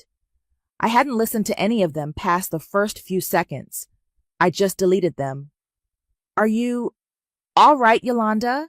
Melanie asked, a genuine note of concern in her voice. I'm fine, Aunt Melanie. Thank you for the update. After I hung up, Amara walked into my office, a steaming mug of coffee in her hand. She'd heard snippets, of course. It was hard to keep secrets in our close-knit company. So, she said, settling into the chair opposite my desk, the Empire struck back, huh? I managed a small smile. Something like that. Any regrets? She asked, her gaze steady, perceptive as always. I considered it, swirling the coffee Amara had placed before me. Witnessing their complete ruin, it isn't joyful, not exactly. There's a certain grimness to it, but the sense of balance, that's deeply satisfying, Amara. Profoundly so.